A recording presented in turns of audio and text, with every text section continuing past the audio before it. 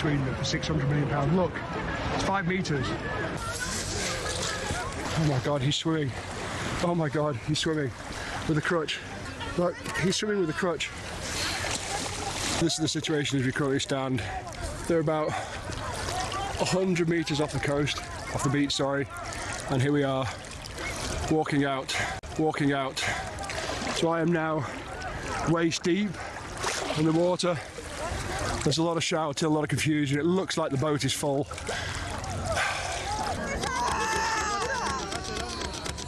Are you okay? So they think the boat is coming back. The boat is over there about 150 metres away. It is circling back. So this could get interesting now. Why are the women and children not on first? I'm just asking because the women, they'll be colder. The women and children should get on first. They're cold. It's true. Yeah.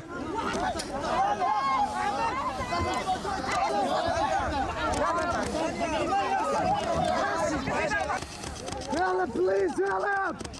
Why? Are you okay? I'm not okay. I'm going to UK. I know you. Going to UK. I know, but just be careful. Yeah, you just be careful, pal. Don't get too cold. I know. It's not worth dying for, buddy. It really isn't.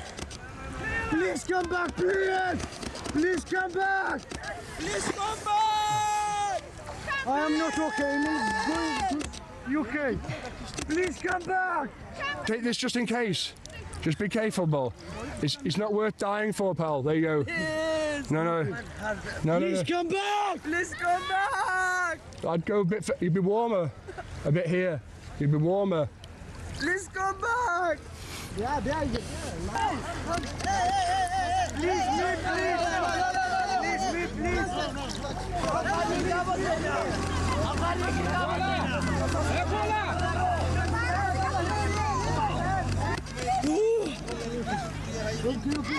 Come back.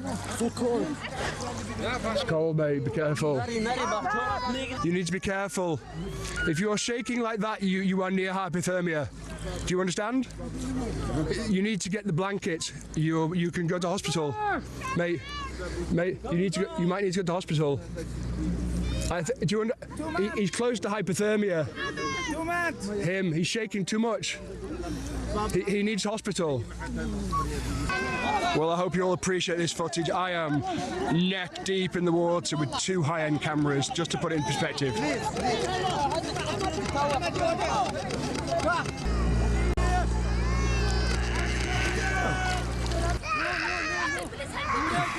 Police! Come back! Police! No balance, ambulance. Sorry, I don't understand. Ambulance! I don't understand. No balance. I don't understand. What is it? Do you know what he's saying? No ballast? No, okay. Ambulance. Ambulance. Sorry, I didn't understand, sorry. It's coming now, it's coming. Ambulance, please. Telephone ambulance.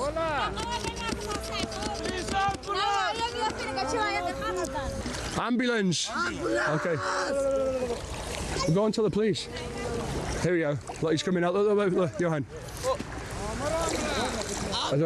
Don't get too close to Johan.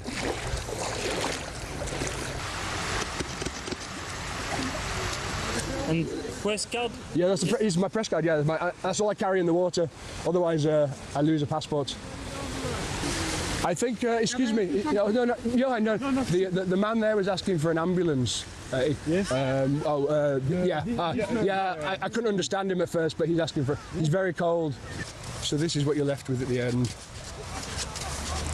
Women and children left behind. The men on the boat today. There was quite a few women and children today, but this is what you're left with here. Women and children walking back alone. That boat was full of men, absolutely full of men. Look, the police are in front of them.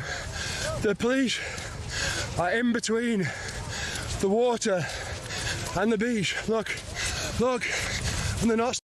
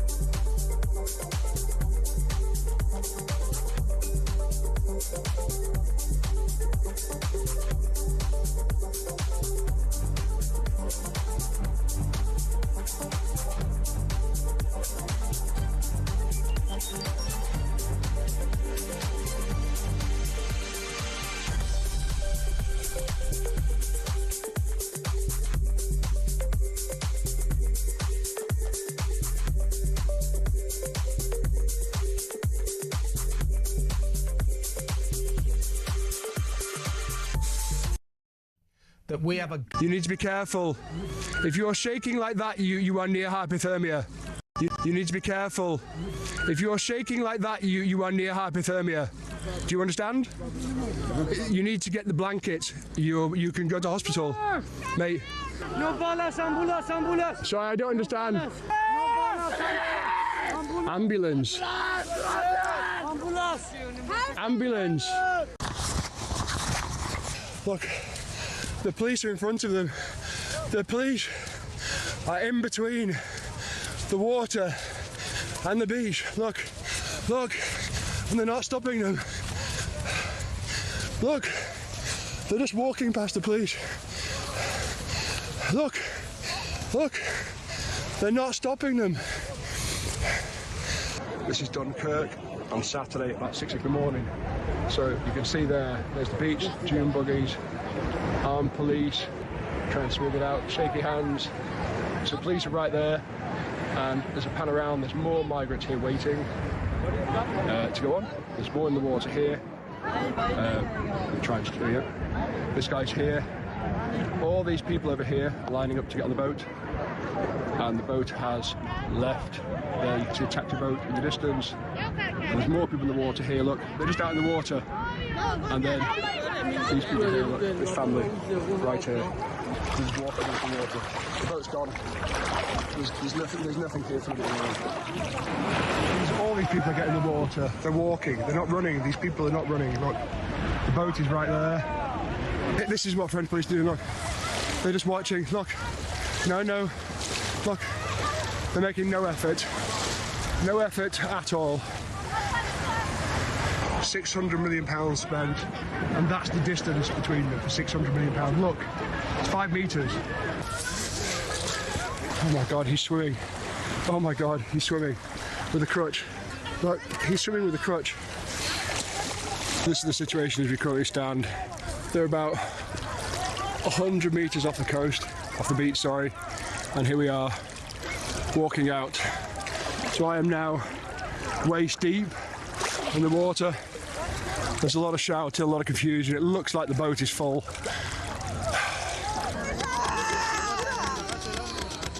Are you okay? So they think the boat is coming back. The boat is over there about 150 metres away. It is circling back. So this could get interesting now. Why are the women and children not on first? I'm just asking because the women, they'll be colder. The women and children should get on first. They're cold. That's true. Yeah.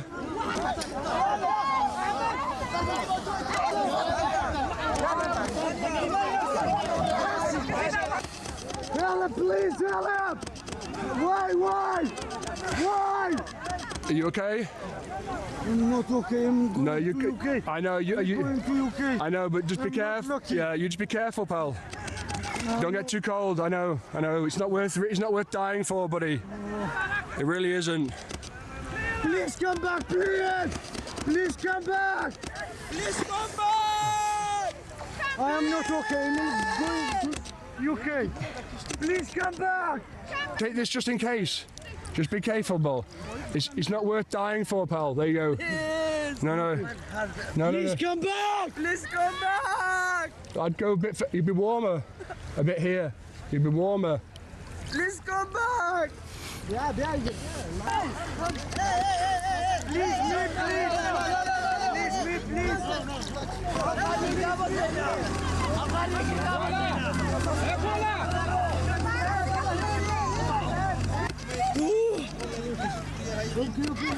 Come back!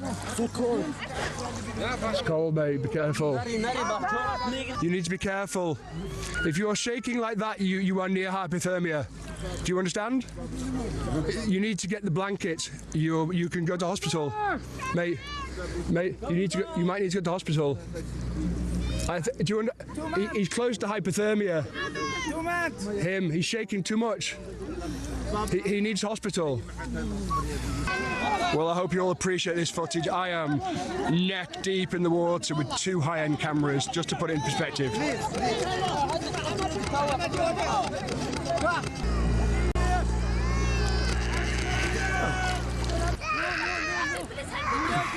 Police!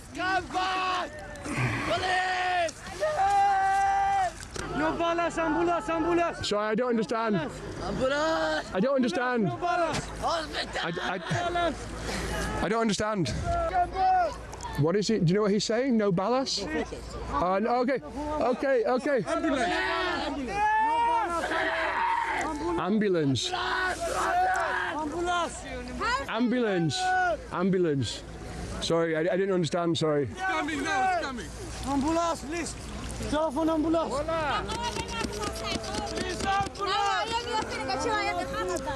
Ambulance. Okay. We'll go and tell the police. Here we go. Look, he's coming out. Look, Johan. Don't get too close to Johan.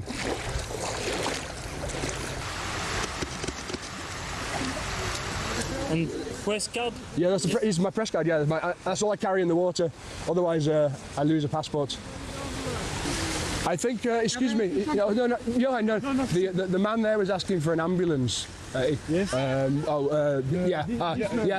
couldn't understand him at first, but he's asking for. He's very cold. So this is what you're left with at the end.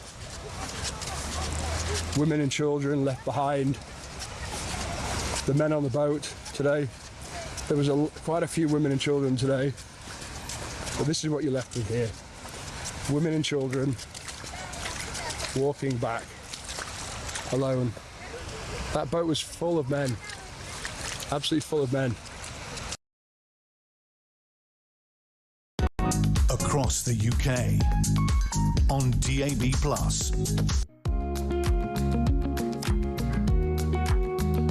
Welcome to Talk. This is Jeff Norcott. If you were tuning in and expect to see Andre Walker, he is on his way, and I think he'll be joining you from about 11 p.m. But it does give me an opportunity to talk to our next guest, who is Sohail Ahmed, who is a former radical Islamist who came close to committing an act of violence in London. Now, Sohail, you've been on a journey over the last 10 years, I understand, of de-radicalisation. But before we get into that, where did the initial radicalisation occur with you? And what did you get close to doing? So I'm of Pakistani ethnic descent. My parents came here from Pakistan. And initially, for the first 6 or so years of my life, I was taught that to be a good Muslim means to be a good person and you'll go to heaven. But when I was around 6, my parents came into contact in London with a very different form of Islam, known as Wahhabism or Salafism, essentially an Islamist, essentially ISIS, but just a level below. And from there, I was taught that there's this never-ending war between Muslims and non-Muslims, that you're not British, that all non-Muslims hate you, that the goal is to establish an Islamic state that will then take over the world through expansionist warfare. And you can imagine all the kind of horrid stuff beyond that too. In what context or situation did you encounter this version of Islam? It was through my parents. My parents encountered it through the local mosque that they were attending, which had been set up then by Saudi petrodollars, because back then Saudi Arabia was funding and pushing this form of Islam. And I was kind of surrounded by it in the home, in the mosque, with what I was reading. And yeah, my radicalization grew, especially after 9/11. It was presented very, very in a biased manner. It was like, see, the never-ending war we told you about, it really is real. The only reason the UK and the US are in the Middle East is because non-Muslims are so evil that they just wish to kill Muslims for the mere pleasure of killing them. So how old were you when your parents were sharing this worldview with you? 7, 6, just from that age. Okay. And when 9/11 happened, it was just very much just all this constant propaganda. Absolute rubbish, of course. And that radicalized me even further, to the point that at one point I was even considering, and this is always difficult for me to say, I was even considering engaging in violence here in London. And something within me said you just can't do that. So let's just backtrack a bit. So how when you say considering it, is that part of a wider organisation, or that you'd independently started mulling over the idea of causing mass harm? Independently, but it had, I'm ashamed to say, had got to such a stage where I had a target in mind and a potential plan, and I'm very glad I didn't go through with anything. I'm glad I didn't put a pen to paper or do any kind of surveillance volleys or anything, but I got quite close, I would say, to doing something concrete. And what, if you don't mind me, and you don't necessarily have to give full specifics, but we're aware, sadly, of the kind of attacks that have occurred. Could you give us a sort of an idea of what shape it might have had? It would have been it's hard to say, but a high-profile area that would have been done by remotely detonating an IED, an improvised explosive device. Okay, so we're talking about something that would have had a huge impact on the national sort of conversation, the psyche. That was, unfortunately, when I was thinking like that, in that horrid mindset, that was the goal. And how old were you at this point? Around 16, 17. 16. And just for context, how old are you now? I'm 34. 34. Okay, you look young, so it's always a good thing. So, at what point did you start to recoil from the brink of that awful act? It was genuinely when I was considering all of this. I just kind of thought back to my experiences with all the non-Muslim friends I'd had, because despite being told that you should never have non-Muslim friends, I secretly did. And I knew that my non-Muslim friends weren't evil, that they genuinely liked me for who I was. And a few years before, when 7/7 happened, I remember that impacting me quite deeply. And I remember asking myself, what if any of my non-Muslim friends had been caught up in that? How would I feel? And I remember thinking I'd feel upset. So why was I supporting this? And when I was, a few years later after that, considering doing something heinous myself, I thought back to my experiences then. And just my internal moral compass just broke out, undid all that kind of brainwashing, that everything I'd been taught. And I just thought, I can't do this. This isn't me. This is evil. And after that, I went through a really long process of de-radicalization, and it was all self-initiated, self-de-radicalization. There was no kind of external input. Okay, so that starts. So you're 16. How old? What year? What sort of year was this? So when I was around 16, I was maybe 2009. Yeah. Okay, and at that time, even though, because you could easily say, well, I don't necessarily want to go that far, but in terms of a more hostile view of the West, you could still, I guess, have held those feelings. Is that a fair characterisation? Right after, when I pulled myself back from, kind of disengaged from violence, I was still very extremist. I still hated the West. I still believed there was this never-ending war, that it was very much about kind of us versus them. And that took a long process to while to undo. And it was because I started seeing contradictions. On the one hand, we would call the West imperialist for their foreign interventions, while simultaneously believing in establishing a literal empire, an Islamic empire that would take over the world. What's more imperialist than that, right? And it was when I was considering these things and the moral questions about like slavery and stuff, which was what they support, Islamists, I just started thinking, this doesn't seem right. And it was eventually once when I understood also science, understanding biological evolution, I realized that contradicted my literalist beliefs. And then I thought, what else was I wrong about? And just like dominoes, it all just came apart. So we'll get on to the attack on the Nova Festival shortly, but I'm just wondering about your relationship with your parents at this time, because obviously there's a level of trust any child has to their parents. They'd imparted these views to you. Was your changing view of the more radical end of Islamism a bone of contention with you and your family? Regarding changing and de-radicalizing, when I told them, well, let's just say I've not spoken to them since, at all. Since 2014. Okay. Yeah. And so this is a very brave thing to do here, because you're not just saying I wasn't willing to participate, but to speak up is also, every time, I guess, potentially when you do an appearance like this, what are the potential risks for you in terms of messages or interactions you'll have with people? Well, there's quite a real security threat. Let's just say even potentially to life. And I knew that would happen once. When I was considering whether I should go public, I thought my life is probably going to be in danger. I might get hatred from all sides. In fact, I haven't had any hatred from the British public generally, only from the Muslim community, the British Muslim community. And I thought, okay, my life's going to be at risk. Maybe my career chances will go. And I just thought, no. I have to do it, because my loyalty to my country, to the country that gave me everything, to the country that I once hated, it still accepted me, forgave me even. For that, I owe Britain a debt of gratitude. And for that, I owe Britain my loyalty, and I have to do this work.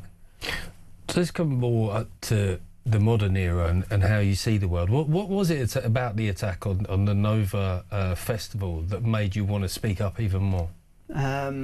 So the attack on 7 October, firstly, it was the horrific, depraved nature of what happened there. There was just this callousness. But secondly, because this is almost like an ironic twist, my unofficial adoptive mother is actually Jewish. She said, you don't have a family anymore, I'm your mother now. And I've become quite close with the Jewish community, actually, despite having, well, hated Jews for most of my life when I was younger. And 7 October hit me pretty hard. And even when I was an extremist, I had this kind of weird experience. I remember once going into a Jewish home. My dad was selling them a computer, and we were setting it up for them. And this young little kid they had, 2 years old, came up to me, gave me his toy car, and wanted me to play with him. His parents said, well, play with him. I sat down on the ground and actually started playing with him with the toy car. And I remember looking at the parents, smiling, happy. And I remember thinking, I'm supposed to hate them, but they don't hate me. It's fascinating. I mean, like, the journey you've been on, we are going to pick up on after the break. I'm talking to Sahal Ahmed, who is a former radical Islamist who de-radicalised himself and is now involved in fascinating work, which we will pick up on after this break. You're listening to Talk. I'm Jeff Norcott. I'm in for Andre Walker. He'll be here shortly, but we'll be continuing this chat after the break.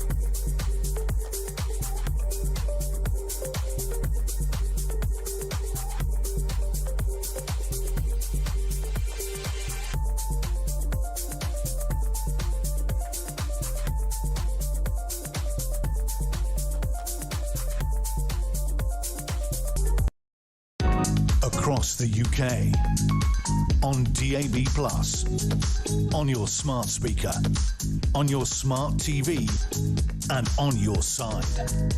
This is Talk.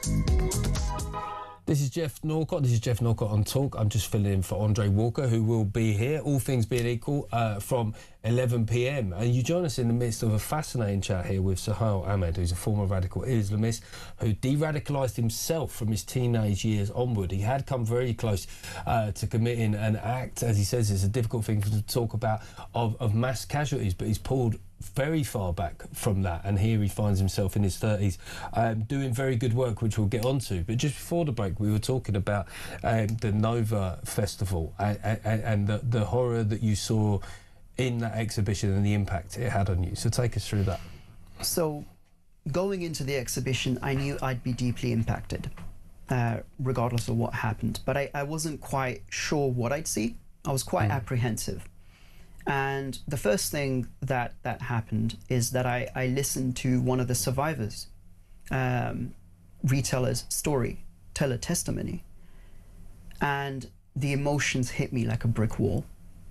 The horrors she went through, the pain, the suffering, the bravery she demonstrated. And I actually went up to her after and she said, "Yeah, I know who you are." And we hugged. And we spoke quite extensively after that.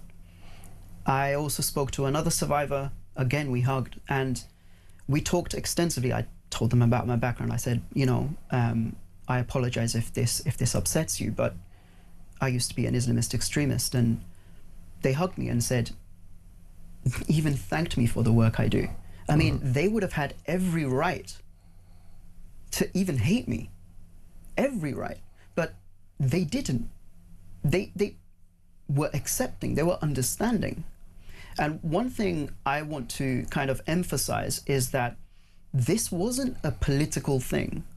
Politics isn't even touched upon. This is genuinely about human stories, about human suffering. I don't care where you stand on the Israel-Palestine issue. If you care about humanity, if you care about people, if you don't want people to suffer, attend the exhibition. Because genuinely this is about our common humanity. I came away with a deep sense of grief. I saw utter depravity. I saw the worst of humanity, but I also saw the best of humanity. In the depths of darkness, I saw light. I saw understanding. I saw selflessness. I saw altruism. And I came away with hope. Hope for the human spirit. And knowing that actually we as humans are more capable than we realize. And so when was it you went to that exhibition? Today, actually. Today? Yeah. Okay, so I can feel like there's a gravity in what you're saying. It has been a long journey for you, but it still feels like that journey is still in the sort of realms of quite crucial steps. Where's it gonna take you? I mean, as you said before the break, you're estranged from your parents. Is objective truth that important to you, that you're willing to be sort of estranged from both your community and family if you feel that's what needs to be said? Firstly, objective truth is important for its own sake. And I think fighting evil, which believing in an autocratic, authoritarian theocracy which forces upon people a backwards worldview, inflicts harm and pain and dresses it up within kind of holy kind of robes, that must be fought. That must be pushed back against. And honestly, if my de-radicalization led to even me experiencing torture, even me experiencing death, I'd do it 1,000,000 times over. I have no regrets whatsoever. It's the best decision I've made. And it's the only thing I can say actually that maybe I did right. And the reason why I do this work is to perhaps undo some of the harms I did. Well, that was the next thing that I was wondering, because you talk about potentially facing death yourself for your views.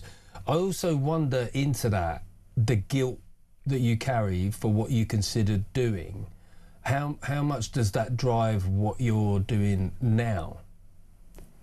That's a pretty, you're quite insightful. You can read me quite well. It drives me quite a bit. The guilt I have for even considering doing something so horrible. The fact that I was even willing to think about doing it. I don't think I'll ever forgive myself for that. But you were 16. You know, I mean, still, it is an extreme thing to even consider doing for any 16-year-old. But is there a part of you, do you think you'll ever let yourself off the hook in some ways for that? I'll take that guilt with me to my grave. And I mean that literally. I won't forgive myself. I don't think I deserve forgiveness for that. Maybe redemption by making right the wrongs I did.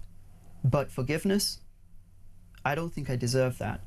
Even though most people I've spoken to, even survivors of terror attacks, because I work closely with victims of terrorism, both in the UK, the US, and in Israel, And the amount of times I've heard people say, I forgive you, it's more forgiveness than I deserve.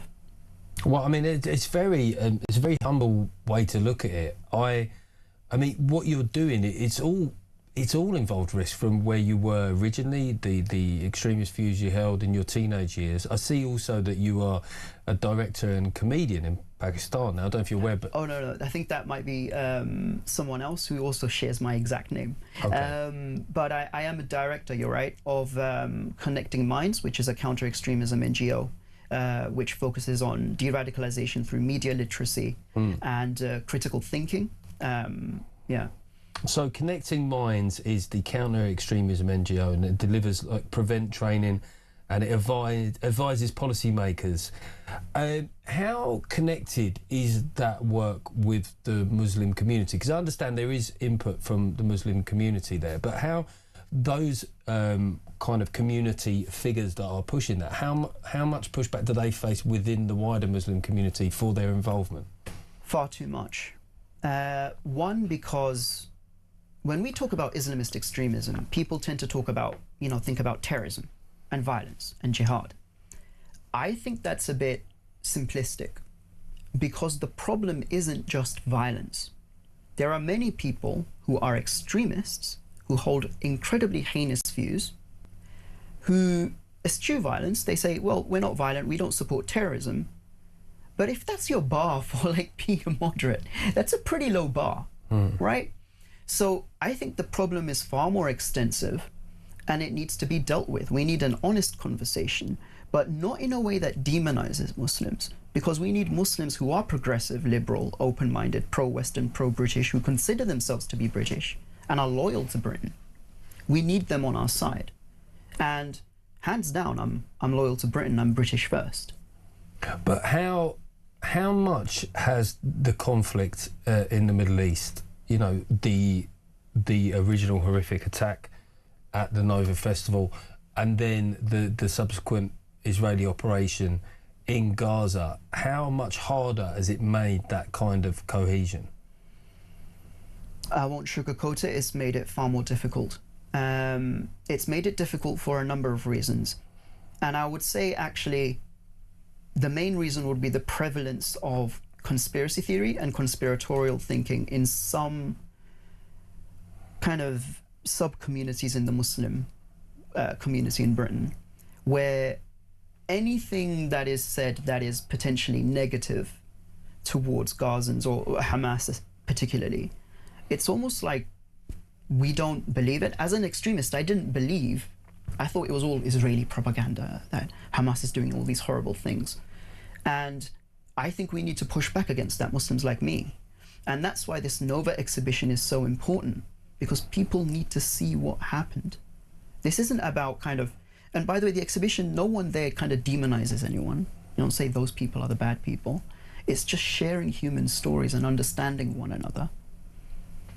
Okay, this is Jeff Norcott on Talk. I'm in for Andre Walker, who should be in this chair from 11 p.m. We're having a fantastic, fascinating conversation here with Suhail Ahmed here, who de-radicalised himself after, in his teenage years, considering committing an act that would have caused mass casualty, but is now engaged in incredible work. So do join us after the break, where we'll be taking some calls.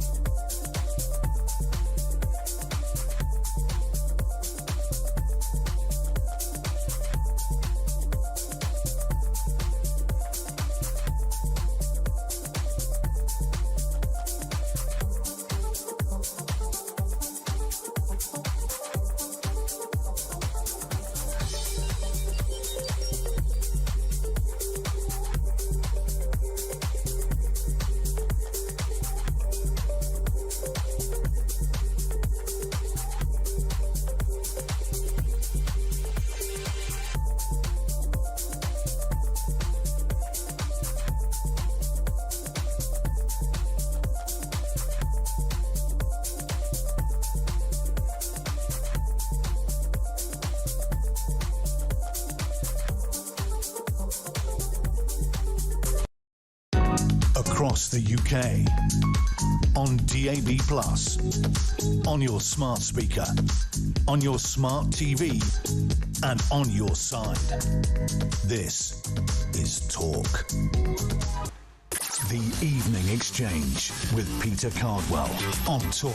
So much to discuss, so many ways of discussing it. Fast-talking, max-strength conversation across the nation. Is that something you support? Is that fair? Peter Cardwell's Evening Exchange. I'm not sure you're being entirely serious there. Fully switched-on conversation across the nation. I'm sorry, I don't think you should be able to do that. I think that's wrong. The Evening Exchange with Peter Cardwell. Weeknights from 7 on Talk.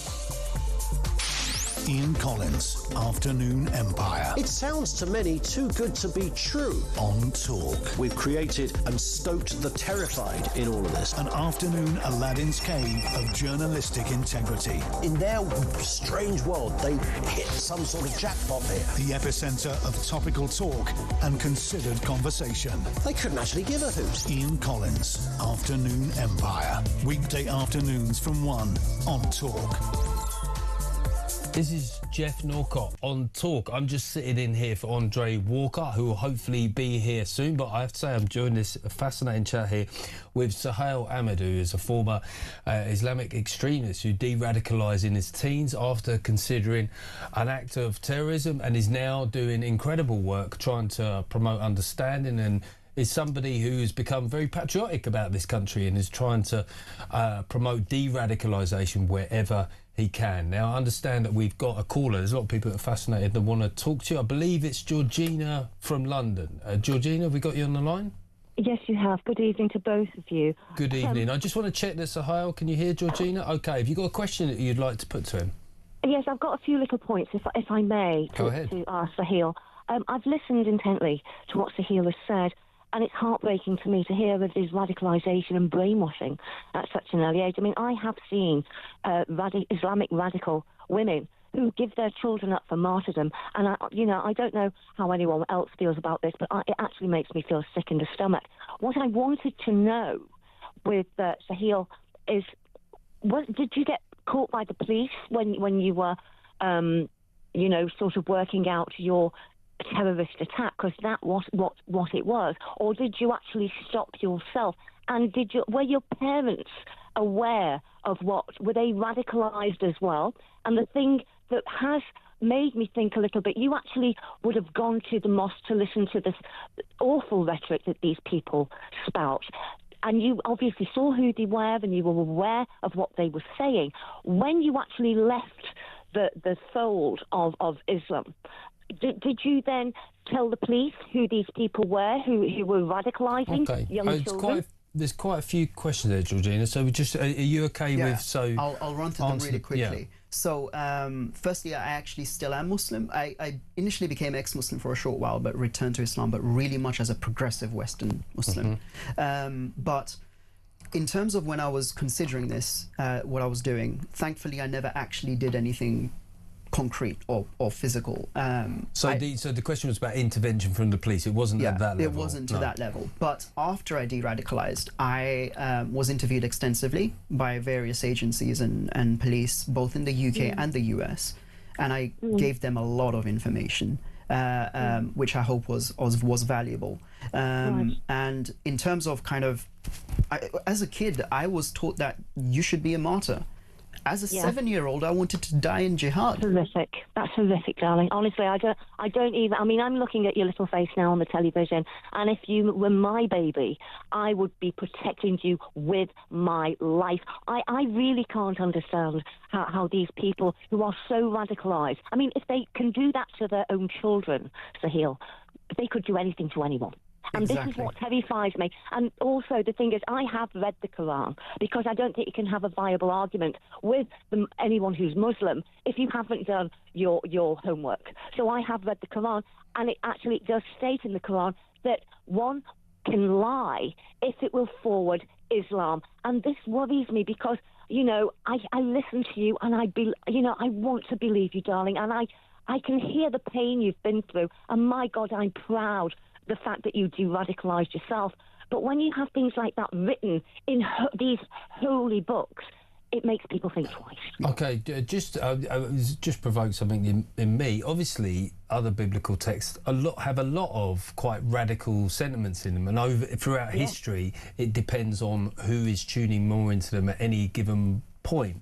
You know, there are things obviously within the Bible that legitimise certain behaviours. So one of the things that usually kind of outsiders don't understand is that it's not actually just the Quran. Unlike with Christianity, which is essentially just the Bible, the Quran is actually very short. The vast majority of it is in something called the Hadith, which are purportedly the narrations of the Prophet Muhammad. Now, modern analysis has actually shown them to all of them entirely to be unverifiable.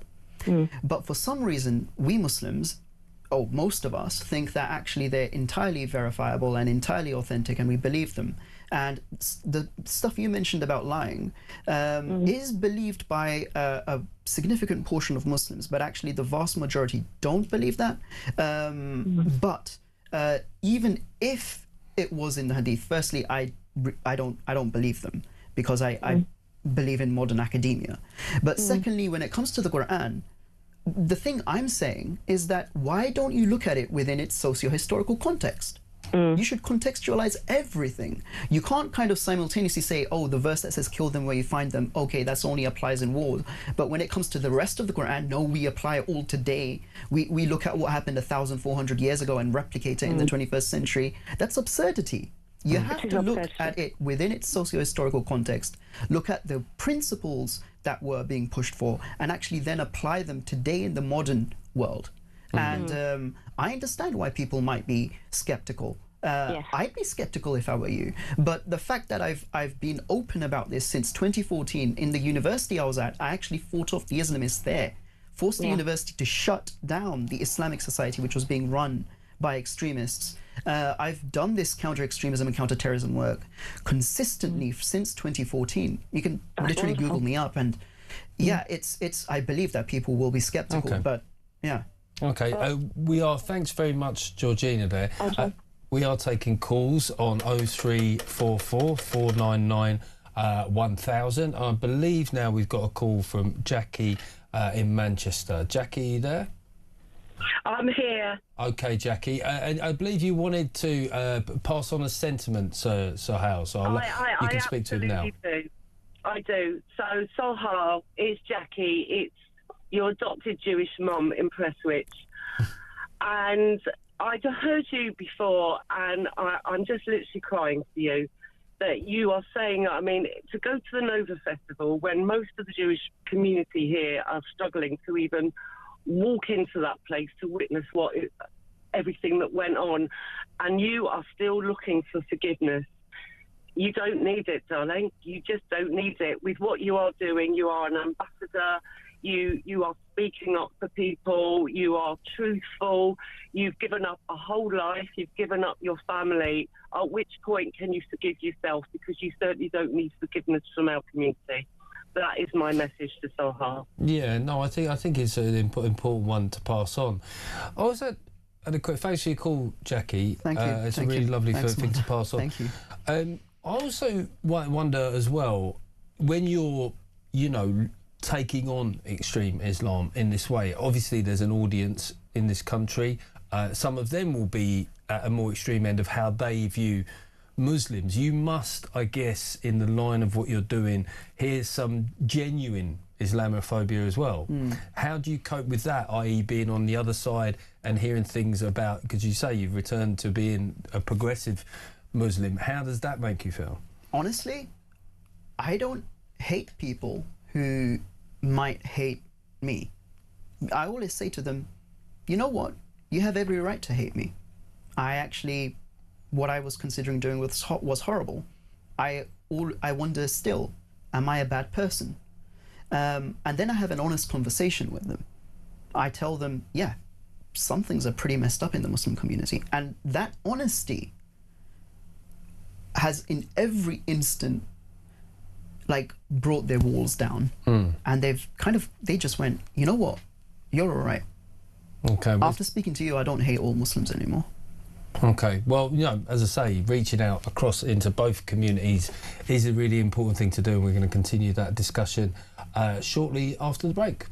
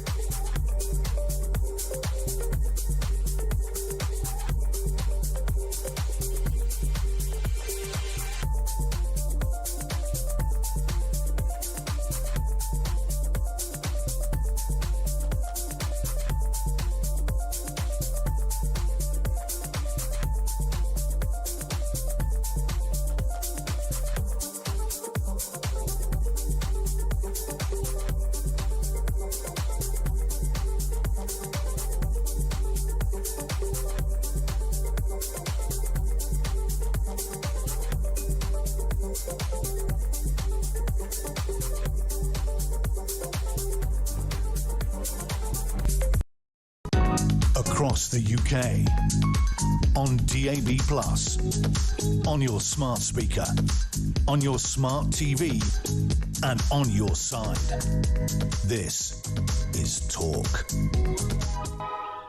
This is Talk, and I'm Jeff Norcott, sitting in for Andre Walker. For the next little while, we're speaking to Sahel Ahmed here, who is a reformed Islamic extremist who's been on a heck of a journey. And there's so many people that want to speak to you, Sahel, so we're going to try and get to as many callers as we can.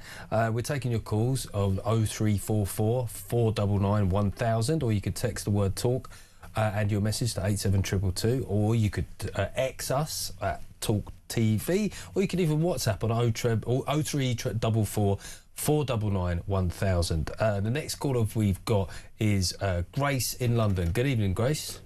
Good evening. Hi. I'm going to sound like such an argumentative, irritating WhatsApp, so I apologise. But I noticed how you mentioned the Bible having violence in it, and I just thought it's worth making the point that the Bible is ridiculously complicated in part because it doesn't just have instructions, it also has a lot of accounts of things that happened, and quite a lot of the things that happened are recorded, but they're not necessarily endorsed by God. So in the Old Testament particularly, there are lots of things that happen which aren't really what we're actually supposed to be doing. Fundamentally, we're supposed to follow Jesus' example and his teaching. And in contrast to most other leaders that have existed throughout history, Jesus didn't kind of fight to take territory. He kind of said, actually, the battle really is against our sin, and he offers, victory. He's won the victory over our sin in what he did on the cross. And we all struggle, I think, a lot with changing our minds or being repentant. And so I think that what Sahel, apologies if I mispronounced that. I'm terrible with you said it names. right. I'm not used to. I think that how you've changed your position on something is just so fantastic and so impressive, because as human beings we're really not good at changing our minds about things, and so it's really fantastic how you're using your testimony, and though I have obviously theological differences with Islam, I really appreciate that Muslims like myself as a Christian believe in God, because I feel our society is really secular, and I have had some really good conversations with Muslims about how we share a belief in a creator, because the Muslims I've spoken to have spoken like I believe that science points to God, and so we have that in common, and I really appreciate that, and I really appreciate your bravery and the good work that you're doing. Thank you. I think you raised a good point, which is that in Islam it's very much that the Quran is the literal word of God, and that distinction does have to be made with respect to the Bible, which is why there's this mistaken kind of theological kind of history in terms of our evolution of thought, where we just assume, oh, we should apply everything that it says in the Quran right now. I think that actually, given that the Quran, it wasn't like a book that was revealed immediately, like came down from the sky in the Islamic tradition. It was like each verse was revealed with it in response to a specific situation. So my argument is why are we then applying that literally today? Why don't we contextualize them like they were meant to? So, yeah. Okay, I think we've got time for one more caller before the news. Just double check that caller's there. We've got Cindy in Michigan, USA. Good evening, Cindy. Hi, good evening. Good evening. Sahel. I understand Hi you. there. Yeah, go ahead and put your question to Sahel. Thank you so much. Sahel, I want to commend you first for the work that you're doing and your bravery in this. And then also taking my question, thank you. And if you can't answer my question, it's okay, okay? But if you could give an idea to, like, if you were working with the government or the police, what ideas would you give them to help prevent future terror attacks? How could they find people that are radicalized? That's a really great question. Okay, that is a brilliant question. Firstly, when it comes to Islamist extremists, the authorities are actually, in my experience, I've advised kind of counterterrorism policing. I've worked with the authorities. I work in Parliament. And honestly, they're not really sure about what's happening. They can't even distinguish an Islamist extremist who's like a stealth Islamist and is hiding it versus someone who genuinely is actually pro-Western and pro-British. And I've seen people who shouldn't be in positions, in advisory positions, be there. Let me just say that. So scary. yeah, it is But terrifying. I believe you. It's terrifying. I believe you, though. I think that what needs to happen is that people need to fully understand how these people talk, what they say, how they kind of operate in terms of kind of being very devious. Because honestly, they're just very slippery, the extremists, because they know that if they're open about what they believe in, everyone will shut them out, including other Muslims. But more broadly, in terms of actually dealing with this extremist threat, it's basically coming from this over-the-top kind of white guilt over colonial history, which then turns into this kind of self-flagellation, blaming yourself, and kind of almost self-hatred. We need a strong national identity. We need to be proud of who we are. Not proud to the point where we are arrogant and we look down on others, but proud of who we are. Britain created the modern world. I mean, we gave so much good to the world, and I'm proud to be British. I think everyone should be proud to be British, and if we promoted a strong national identity that was proud, then I don't think we'd have an issue with extremism. Cindy, thanks so much for your call. And Sohail Ahmed, thanks so much for what was a fascinating chat there. Really brutally honest, but in the best possible way. Thanks very much for joining us. After the break, we've got tomorrow's front pages with former Middlesbrough Mayor Andrew Preston. Stay tuned for that, and we'll also be taking your calls after midnight. This is Jeff Norfolk on Talk.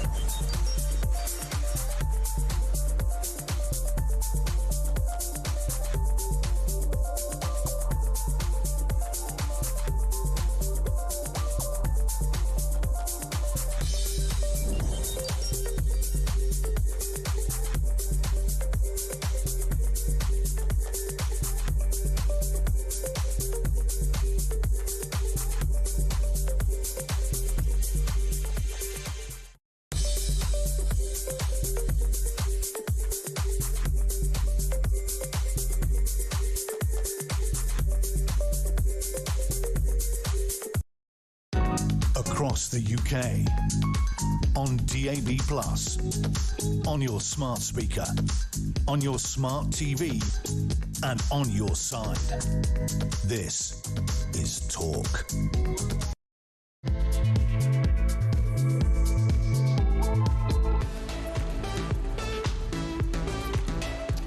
Welcome back to the Late Show on Talk. I'm Jeff Norcott, sitting in for Andre Walker. And thank you for those of us who joined us for that fascinating chat there with our previous guest. And thank you for everybody that called in. But we have now got the front pages for tomorrow. And joining me to discuss them is former Middlesbrough Mayor Andrew Preston. Good evening, Andrew. Hello, Jeff. Good evening. Where we start? Well, you said the story we should start with here is on the front page of the Mirror, a threat to all of us. And this is to do with the drones that hit the building in Romania. Absolutely. You know, Jeff, this is like something that maybe doesn't resonate with most or many of the public, but this could lead to something horrendous.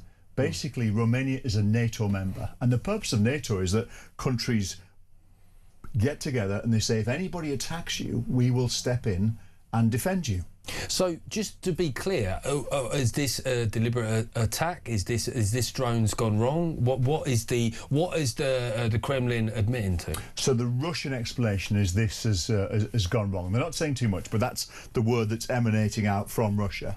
Obviously, the suspicion is that this is an antagonistic move, as Russia does. It tests the strength, the resolve and the confidence of its foes to see how brave they are. It's a Russian way of doing things. So most people think this is a deliberate act. But deliberate act to do what? What is the potential win here for Russia?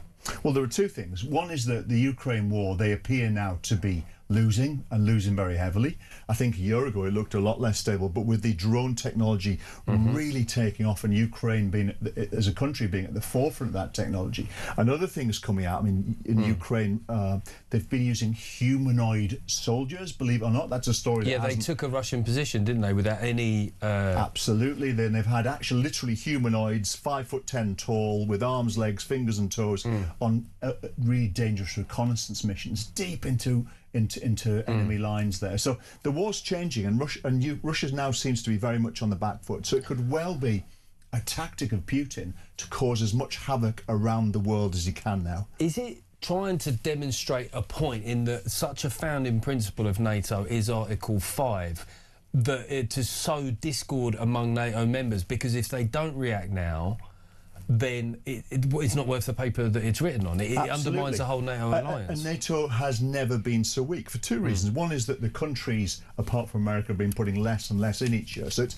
its members are less well equipped with soldiers, with equipment and other things. But secondly, most importantly, Trump is backpedaling. He doesn't want to be involved with NATO. Whether he will support any action that the fellow members come forward and take against Russia, who knows? But NATO would seem to be at its weakest point ever. But what are the available options on the table? Because in fairness, the West has taken, you know, a sort of subliminal role in terms of providing Ukraine with money to fight a war, not by proxy, but certainly, you know, it's been described as a good deal for the West in a way. What is within NATO's power to respond without risking a full-blown conflict? So Ukraine has had a lot of support, hasn't it, financial and otherwise, but it's not a NATO member.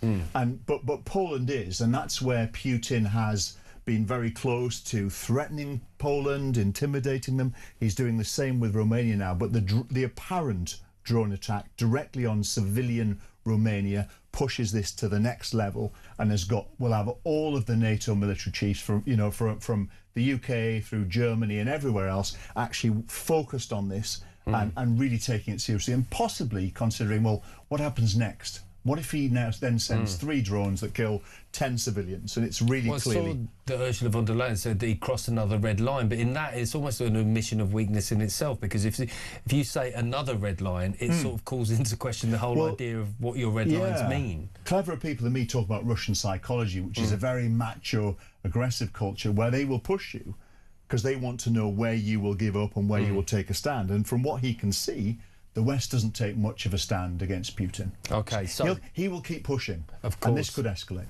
Now, from potentially the most consequential world news to something a bit more on the tabloidy side, in the Sun, Sterling arrest after drug crash. Ex-England footy ace Raheem Sterling has been arrested on suspicion, we should say, of drug driving after crashing his Lamborghini. Police pulled over the 31-year-old on the M3 in Hampshire at 9 a.m. on Thursday. What else do we know? Well, when it's suspicion of drug driving, that's normally because you have not given a sample. You've been stopped. Yeah. The coppers want to know what's going on. Like Tiger Woods in his most recent crash. Most recent crash. It's terrible that we have to say that, isn't it? Well, so Raheem Sterling, from what we can gather, then has refused, has been driving erratically, it would seem, and has then basically refused to give a sample. It's a fascinating fall from grace. I mean, a guy that was held in very high esteem. He received an MBE not that long ago, right? Which is a very public endorsement from effectively the government and the Crown. So Sterling had an amazing career. He faltered, didn't he, at Chelsea? He really sort of seemed to lose his form. He played for Man City, Liverpool, Chelsea and England incredibly well, and then really seemed to struggle a bit at Chelsea and moved to Feyenoord in the Netherlands to try and resurrect his career. Now, me being a human and wanting to guess and extrapolate various theories, is it the case that he's got a drug problem and that led to the decline in his career at Chelsea? Is that why he's struggling at Feyenoord? I don't know. Let's see. But this would be a very sad end. But they're saying crash. Is it crash? I mean, it's also saying pulled over. So yeah, I don't know which. But what's going to be really interesting to see if he's found guilty. How do Feyenoord react? You know, so he's still under contract at Feyenoord? I believe so, yeah. Right, okay. And clubs want to say, they're very aware that they are role models and they have a very valuable brand and they never want to damage that. So I don't know what his contract would look like, but I wouldn't be surprised that some clubs would get rid of him for this if he is found guilty. Okay, and he's 31. I mean, he's still a youngish player. Yeah, I mean, the degree to which sports stars carry on now. Once upon a time, 31-year-old. I mean, you remember what George Best? When did he retire at 27? Well, I remember Mick Mills playing for Ipswich at Ayresome Park for Middlesbrough, and blokes next to me in probably 1982 shouting, "Mills, you're past it, mate. Yeah, you're past it in a different way." And he was 32. People just look. They he looked was 32. They looked older then, though, Andrew. Let's be honest. I know that you want to talk about this story in the Mail. A lot of people would have come across this on social media today. An affront to justice. Fury as CPS decides against retrial of two brothers filmed punching policemen at Manchester Airport. Yet officer could end up in the dock. It is important, I think, to say here that as much as there is understandable outrage in some quarters, it's not that they haven't been found guilty of anything. It's this last charge against, I think, the male police officer is the one where they will not face another retrial. That's exactly right. Of the brothers, one is currently in prison because he was found guilty of assaulting a policewoman, possibly two policewomen, and a member of the public. So it's not like nothing happened. The issue here is that the two juries have been unable to reach a verdict that's appropriate. So the CPS decided, rightly or wrongly, that actually it wasn't worth going for a third try on this. Now that's going to aggravate lots of people because, not because of the technicalities of the law, Jeff, but because the footage was sickening. And I tell you what else was sickening, the political reaction. The initial reaction where it was cut, where the video, a minute-long video, was cut to like 6 seconds and it showed a copper kicking a fella on the ground in the face. Yes. Instead of politicians saying, we need to see more, what's happened, it doesn't look good, they immediately leapt to the defence of the man and started attacking the police. And of course, it was about 4 days later, a whole minute of footage came out. Sort of horrendous attacks, a female cop having a nose broken. It was awful. It was just hideous. It was awful. It's almost like a 6-second clip isn't enough to come to a conclusion as to what has happened. No. But I do think, you know, just before we go on a break, that selective clipping is as big a bigger threat as AI and deepfakes. They really are. Well, listen, I'm enjoying this chat. After the break, we're going to be doing more of the front pages with former Middlesbrough Mayor Andrew Preston.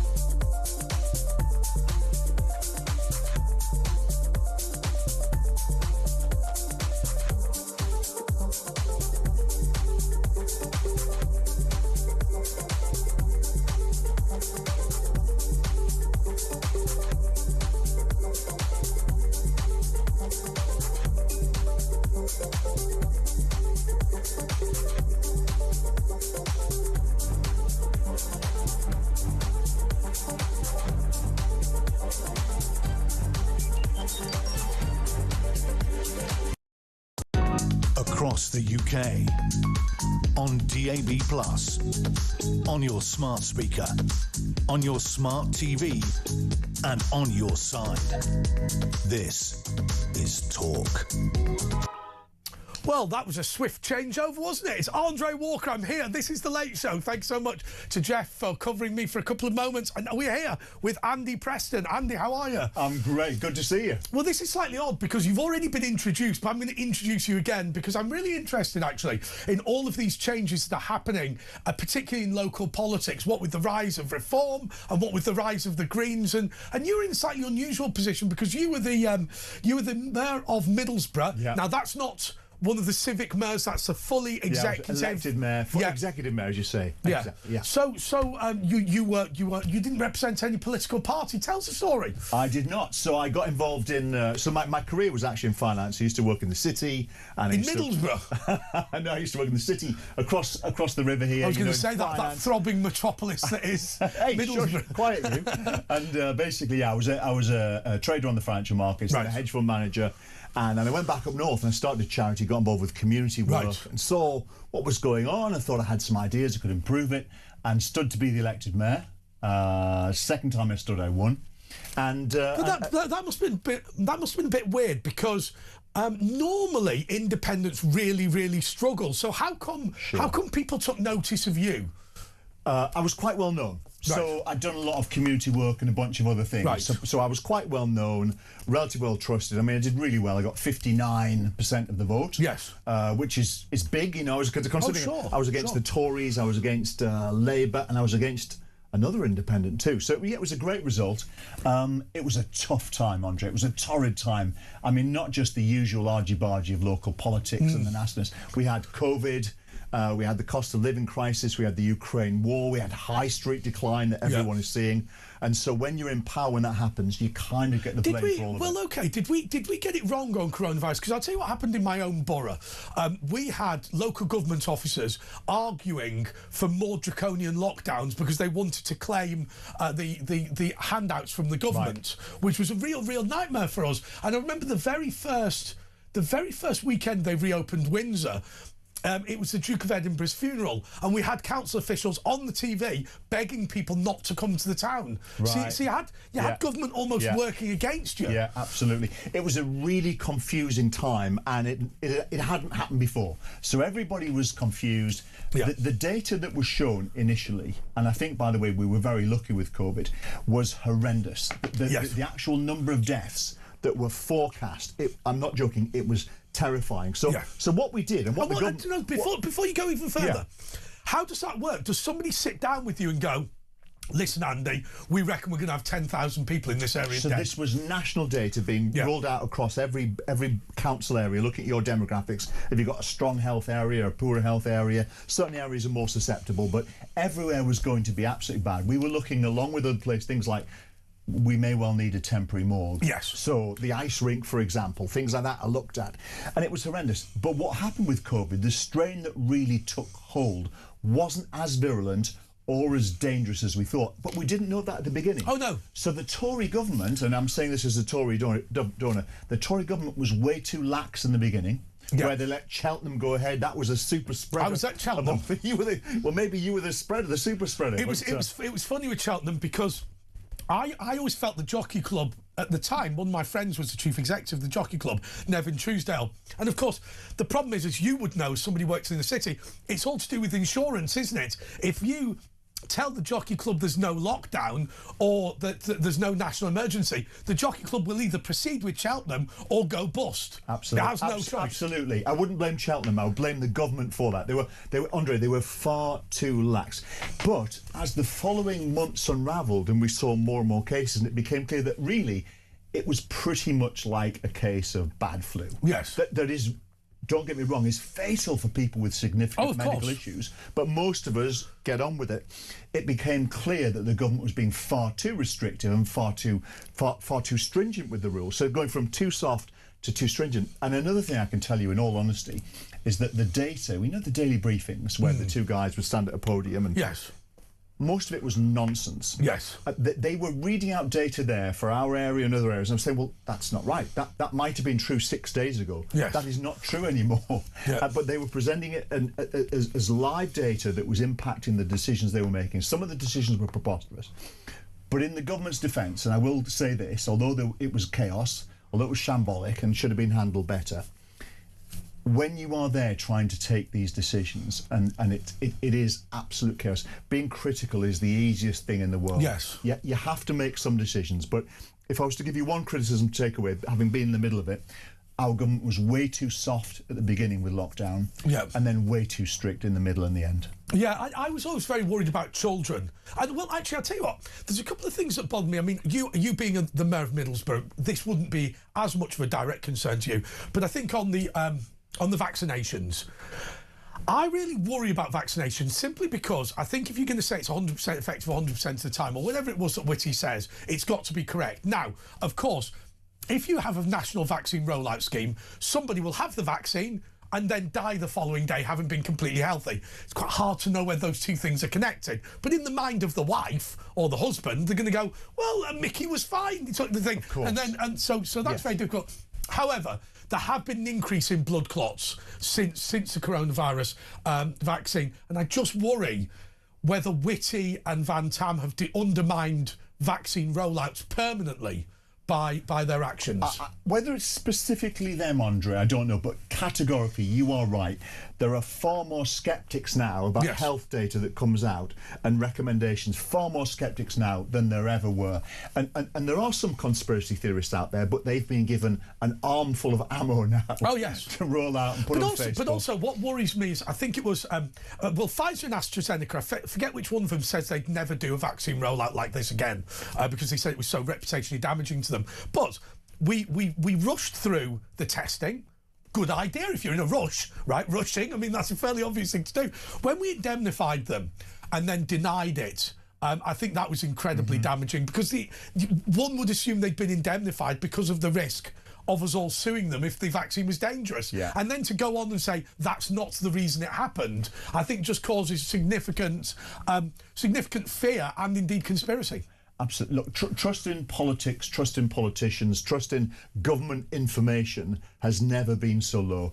I don't think COVID is the only reason, but it's one of a series of things that have led to this decline and this political crisis that we're entering. Now, there's another thing I want to ask you, and I don't want you to be offended. Look, you must be really rich, right, because of your job. Why would you go from a brilliant job in the city, making all that money? Why not just sit on a Caribbean island? Why go back? Presumably you're from Middlesbrough and you decide to go back there to help the community.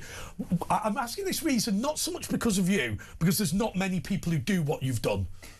So for me personally, I can't comment for others, is that I reached a point where I was living and working in London. I bought a house up north, in North Yorkshire. My wife and I had a kid, first baby. She started to spend all of the time up there. My parents were nearby, so one of the things. So within 3 or 4 years, I stopped working in the city, focused there, started getting involved in some local charities. Then I launched a charity that was community-based, raising money from businesses and rich people to support the poorest. Yes. You know, a bit like, I don't know, a tax on wealth, if you like, in a very small way. And that connected me with community, connected me with politics and issues, and that led to me wanting to be involved. Sometimes, I just wonder, because we've got such an overbearing government, whether that stifles charity. Because the reality is, a lot of people are much more keen to give money where they can see a direct benefit to it than this sort of nebulous, let's put things into the government pot. And I just wonder that sometimes, because we're so obsessed with taxing people, actually whether that's reducing what we can potentially do as an impact for good. You know what, you're right. Humans are instinctively kind. We feel this sympathy and empathy. Yeah. So if you and I walk out here and we finish up and we go down the road tonight and this poor bloke laid out in the street, you know, oh my word, you just feel awful. You want to see if you can help. You kind of don't want to get too involved. There's a few of those on Borough High Street, if I'm being honest. But you don't want to get too involved, but you want to help. You do want to help and you want to alleviate what you see in front of you. However, it's not always good. Yes. The truth is, for example, what we need from homelessness and rough sleeping is we need policy rather than someone handing over £2. Yeah. And so I'm all in favour of charity. I'm all in favour of supporting charities, but we need governments to come up with the policies that fix these things. I think sometimes we get things confused. I mean, government needs to do government things, and private charity needs to do private. I mean, I always give the example of the Whaling Commission. The whaling now has been banned. There is no whaling around the world, and the Whaling Commission, which campaigns for whaling to be banned, has not been abolished. It's continuing its work to oppose a ban that everybody now follows. But I just wonder, when you've got local councils running bins, running children's services, running adult services, and then they've got their own venues for having parties and all this sort of thing. And you think a lot of this is quite confused, and we're not razor sharp enough on what we're trying to achieve. You know what? Councils are in a really tough spot, and they do some things appallingly and they do some things really well, and sometimes, there's a problem where the local economy, the local entrepreneurs, they don't have the capital or whatever, so no one comes forward to create the venue that's needed or do this. Or sometimes venues need a kickstart, a cornerstone from finance from a local or central government. So councils do have to get involved in private things. There's going to be a grey area, Andre, between national government, local government and charities, and sometimes they'll all interact. I have to say, I do believe in charity, but I've come on a journey, and I now think that some charities do more harm than good. Yes, hope not hate. Yeah, well, absolutely. And beyond that, there are some charities that people set up, heaven forbid your child dies and you want to do something, and you and your relatives and friends form a charity, and that's great, and it's so kind, but every penny that charity gets is money that wouldn't go to another charity or wouldn't go to a local business. Yeah, it's not magic money that comes from nowhere. It comes out of people's pockets. I have to be honest with you, and I'm not going to name the institution because I just think it's unhelpful and we would offend people, which I'm not always bothered about doing, but won't in this case. I became aware of a couple whose child had very sadly died, and they were raising money for a hospice, and the reality is the hospice was not needed, and what they did was I think they took them about 15 years to raise the money for the hospice, and then simply gave it. And of course, and what the people who ended up taking over it, I think it might have been Cancer Research UK, I don't know, whoever it was, or Macmillan, they said, but it's taken them 15 years to raise 1 year's running costs. And so actually now what you've done is you've created a millstone for us. We feel obligated to take over. Absolutely. A lot of people with the best will in the world. Humans are kind, aren't they? Almost all of us have different degrees of kindness, and we want to help, but actually often doesn't do any good. There's a brilliant organisation in London, the Centre for Homelessness Impact, and they investigate homelessness charities and actions and see what works. You'd be amazed what doesn't work. So we have to be so careful. Well, I worked for Westminster City Council when they were seen as being very cruel over the soup runners. Now these are Christian groups who give out food and clothing to homeless people. The problem is, and I know it sounds awful, very often, so we're talking about street homeless, not sofa surfers. If you are street homeless, the likelihood is it's because of drugs, alcohol, which may have come from a childhood of abuse, or indeed PTSD in the military. There are some common themes there. Bluntly, you have to starve them off the streets because once they're so hungry they need to go into a shelter, we can start giving them social services. And much as it must feel very gratifying to go out once a month, which raises its own problems, giving out food to people, it's of low nutritional value. You only go once a month, and the people that you're dealing with need an actual bed. It is a real risk, and what I don't want to do, I don't want to deter anybody from supporting an act of kindness, that Christian mission of feeding the hungry. However, what is categorically true, Andre, is that often feeding people on the streets and putting out free food without any strings attached is sustaining the issue that's got them there. Absolutely right. And I wouldn't advocate letting anybody go hungry, but if you're going to give food away, there have to be strings attached. You have to work with people to overcome the problems, because it can sustain the issue. And if someone's taking what they shouldn't or borrowing money they can't afford to repay, it leads to horrific consequences. I think one of the big questions for the homeless shelters in London is this issue of if drugs are taken on your premises, you are as guilty as a drug dealer. Some parents will be twitching at the moment as they smell weed coming from their kid's bedroom. There are homeless charities who say maybe we should allow these people to take drugs on our premises as a better option than allowing them to stay on the streets. Where do you land on that? I'm a schizophrenic on it. I think you could have some hostels that are slightly more tolerant, turn a blind eye, but the use of drugs can induce psychosis, violent behaviour and all sorts of things. So that we have to have a rule where almost all places are free of that. Yes. Right? And we have to make sure that everyone that's in a hostel is on some kind of journey. Yes. I believe that we have to show tough love. I know it's a cliche, but we do. We have to show that Christian mission, support people, get them over this issue, really get them off the streets, off the drugs or whatever the issue is. But we cannot sustain the problem and we can't let them inject themselves with heroin around other people who were trying to actually get off it. Yes. That's an issue, isn't it? I'll tell you the other thing that I think may reduce street homelessness. So this is me, not as an expert. I was the press officer at Westminster City Council. I wasn't, an outreach worker of any kind. I've often wondered whether people who leave the military should be forced to have mandatory counselling. And the reason is because we have a far smaller military than we used to. Many of these people have been on more tours of duty than perhaps their forebearers would have been. And actually I worry that they've been subjected to something that goes beyond the capacity of a human to mentally process. Now, there's no way somebody who kills people for a living is going to voluntarily go into counselling. So I wondered whether doing it mandatory for absolutely everyone might be a way of reducing PTSD or indeed reducing some of the harm that gets done to people. Do you know what? I don't know. We're getting into like this theories and philosophies now of psychology, psychiatry, and I don't feel qualified to comment. Something that I am aware of, there is an idea that the streets are full of veterans, ex-service people. Yeah. There are ex-service people that are homeless, that are on the streets or homeless in other forms for a variety of reasons. Yes. But to my knowledge, there aren't more former soldiers than there are more former postmen and women. Oh, is that right? No, I think it's a little bit of a myth that the streets are full of ex-service people. That they are there. Yes. And goodness, anyone who's served their country shouldn't be there, but no one should be there. No. No one should be there. Yeah, it's a very difficult situation. I mean, I wonder because it's all to do with mental health. Because I mean, very few, there are examples of people who have no mental health problems who are on the street. They don't last very long. Mm-hmm. They tend to get themselves together because they're the sort of person who, when an outreach worker comes to them, they will benefit hugely from it. Absolutely. But the other problem, of course, with street homelessness, if you're not a drug addict and alcoholic when you go on the street, you very quickly will become one.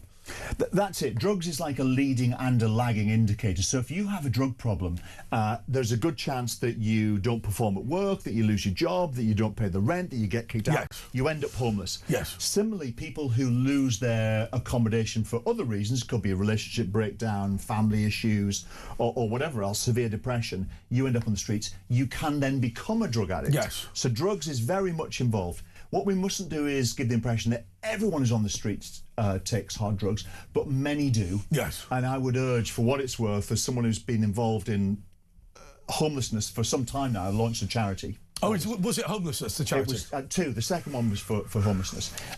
Is please don't give money to people begging on the street. It almost never is about buying accommodation. It almost never solves any problems. No. And for those who are strongly addicted to the worst kinds of drugs, which many of them are, sadly, all it does is that £2 helps them buy the next fix, which ultimately might kill them, fuels crime like prostitution and all kinds of horrible things. But one would assume, and maybe this is just an assumption, but when I think of homelessness, I'm thinking of your Londons, your Manchesters, Liverpools, not Middlesbrough. I mean, Middlesbrough and places like that have a reputation whereby, because community still exists to a far greater extent perhaps than it does in London, that sort of homelessness is far, far, far less. So outside of London, the number of rough sleepers, which is the visible thing of homelessness that shocks us all, doesn't it? It's much lower outside of London than it is within London. And then it goes down in a pecking order of big cities, but so say to Manchester or Edinburgh. But when you get into your third and fourth level cities, it isn't as prevalent. But I could take you to Middlesbrough now and I'll show you encampments of tents. In fact, near the main central police station, there was an encampment of tents very recently. This is a growing problem. It's all to do with the accommodation shortage and other factors. Okay, right. Well, this is the paper review, and as you know, I squirrel the paper review and often turn it into something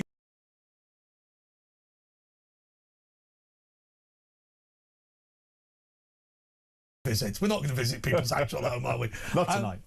Andy Preston, sorry, I do apologise, not Andy Fisher. OK, if you want to call us, 03444991000. I'm going to be taking your calls at midnight. I'm going to be back with Andy Preston just in a sec.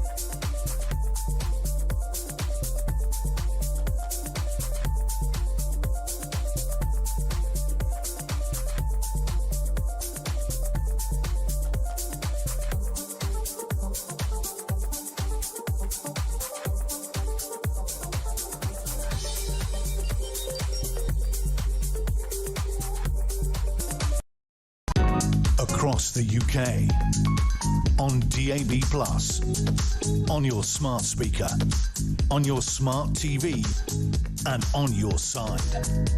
This is Talk. Yeah, this is the pay-per-view with Andre Walker and Andy Preston. Andy has asked me where I get my knowledge from. Yeah, Andy, I've got to say, I always think, right, rather than read the briefings that are produced for us, which I never read, I actually think it's better to have a more general knowledge. So I've actually got on my phone YouTube, and I've got it so that you can listen to it as a radio station. And I actually watch 8 hours of documentaries a day. Wow.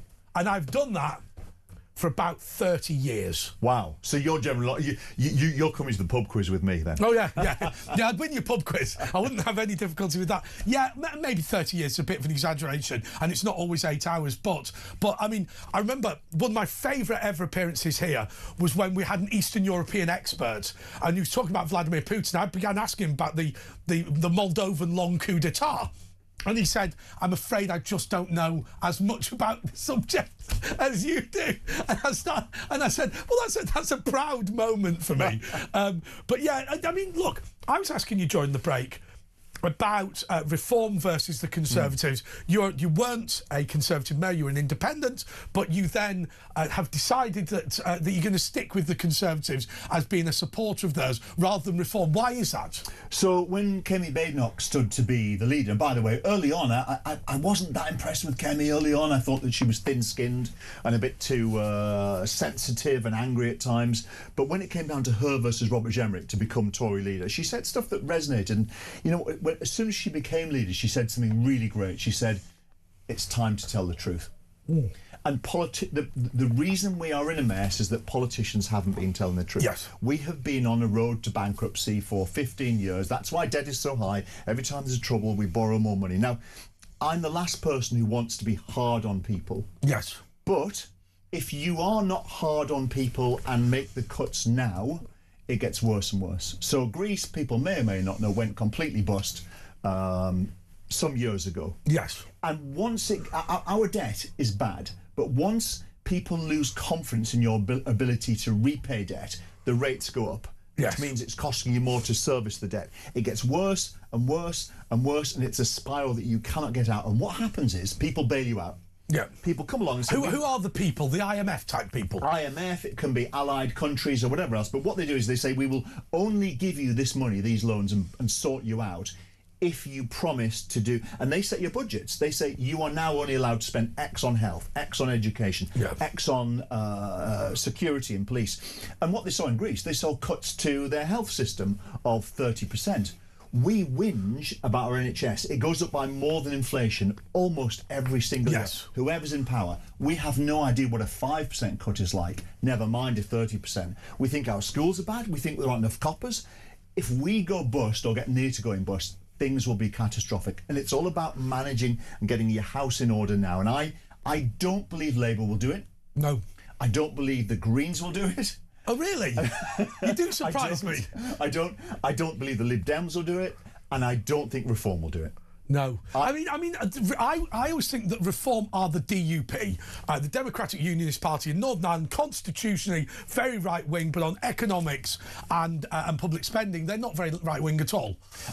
My impression of Reform, and let's see, look, there are 2.5, 3 years to the next general election, probably. But everything they are saying implies to me that they don't actually really want to cut anyone's benefits. No. They don't want to make these cuts. And someone is going to have to. Otherwise, every year we keep borrowing more and more and more. We pay about, I think, 110 billion a year now just in interest. That's up from about 60 not that many years ago. Yes. It could be 200.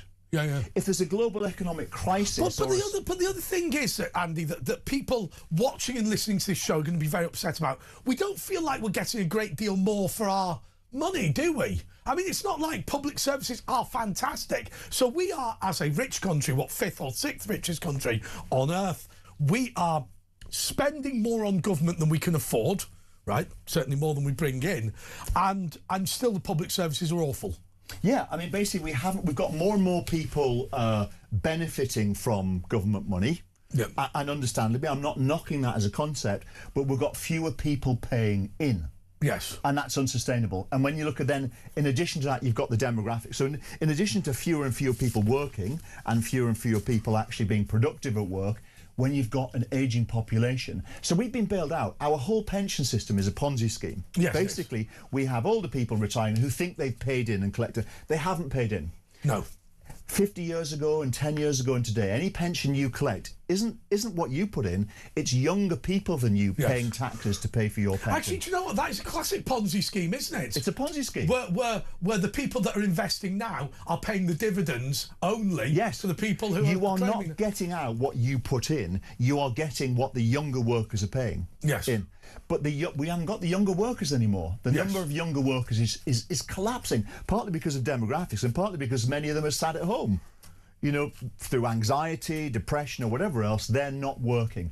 And goodness knows what happens when I've got to be honest with you. I mean, I was no fan of abortion anyway, but now I'm incredibly keen on getting rid of it completely. I mean, I probably wouldn't prosecute people, but because we need to get the birth rate up, because it seems to be crazy. We're paying for all this birth control, we're paying for all of these abortions, and then replacing the missing workers with migrants from countries that don't understand our culture. It's crazy. It is crazy. I mean, in AI, you know, the advancements in AI are going to revolutionise medicine and healthcare. They're going to give people longer lives and actually also longer, healthy lives. Yes. In my opinion. And I think that's coming much faster than people realise. Yes. So the problem is going to be compounded by AI. It's great if you're alive and healthy and fit and someone else is paying for your pension, but that's not going to be affordable. No. So we need more young people to be working. A potential solution, Andre, is that older people living healthier lives actually work longer. Now, that might work. People work in their 60s, 70s, 80s. You've got a bit of that in countries like Japan, where they're 10, 15 years ahead of us with this demographic time bomb. Yes. And it's difficult, though, isn't it? Because older people often get blamed for a lot of this, but in reality, because everybody's spent their entire life being lied to, when you get to the age of 65 and somebody says, I think you should work till the age of 70, they go, well, hang on, I've paid in all my life. And you go, yeah, but the money's gone.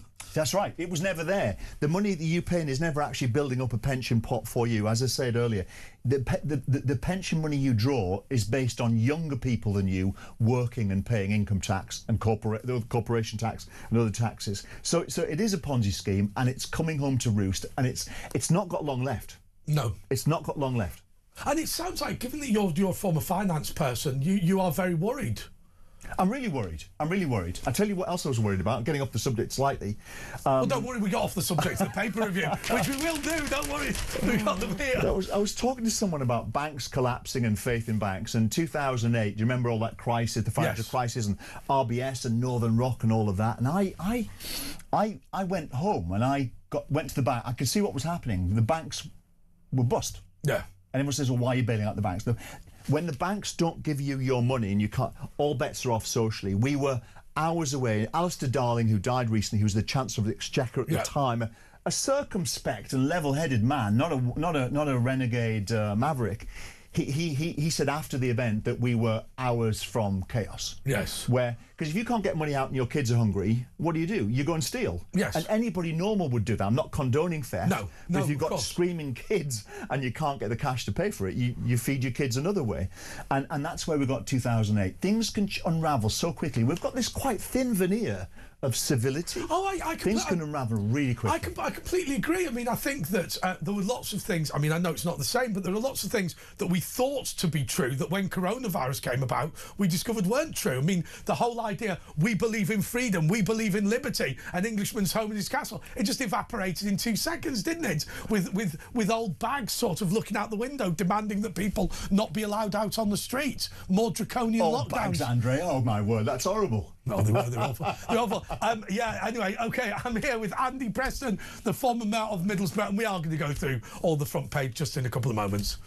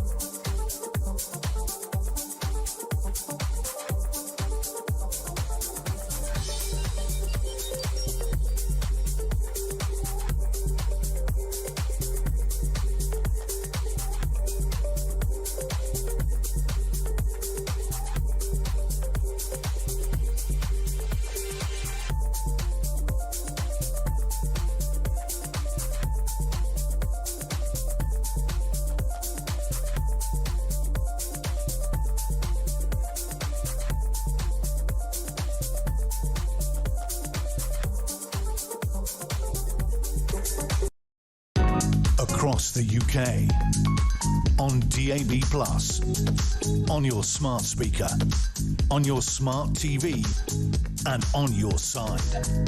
This is Talk. This is the paper review with Andre Walker and Andy Preston. And Andy, look, OK, so we've seen this front page of the Daily Mail, which is up for affront to justice, fury as the CPS decides against the retrial of two brothers filmed punching a policeman at Manchester Airport. But they might prosecute him. I think we have to say, first of all, I think there's a bit of a misunderstanding amongst some people in the public, thinking that these guys have got away with it completely. One of the brothers, is in prison because they were found guilty of assaulting one or two police women and a member of the public. Right. But when it came to about assaulting the policemen, I think two juries have looked at it and failed to come up with a conclusive verdict.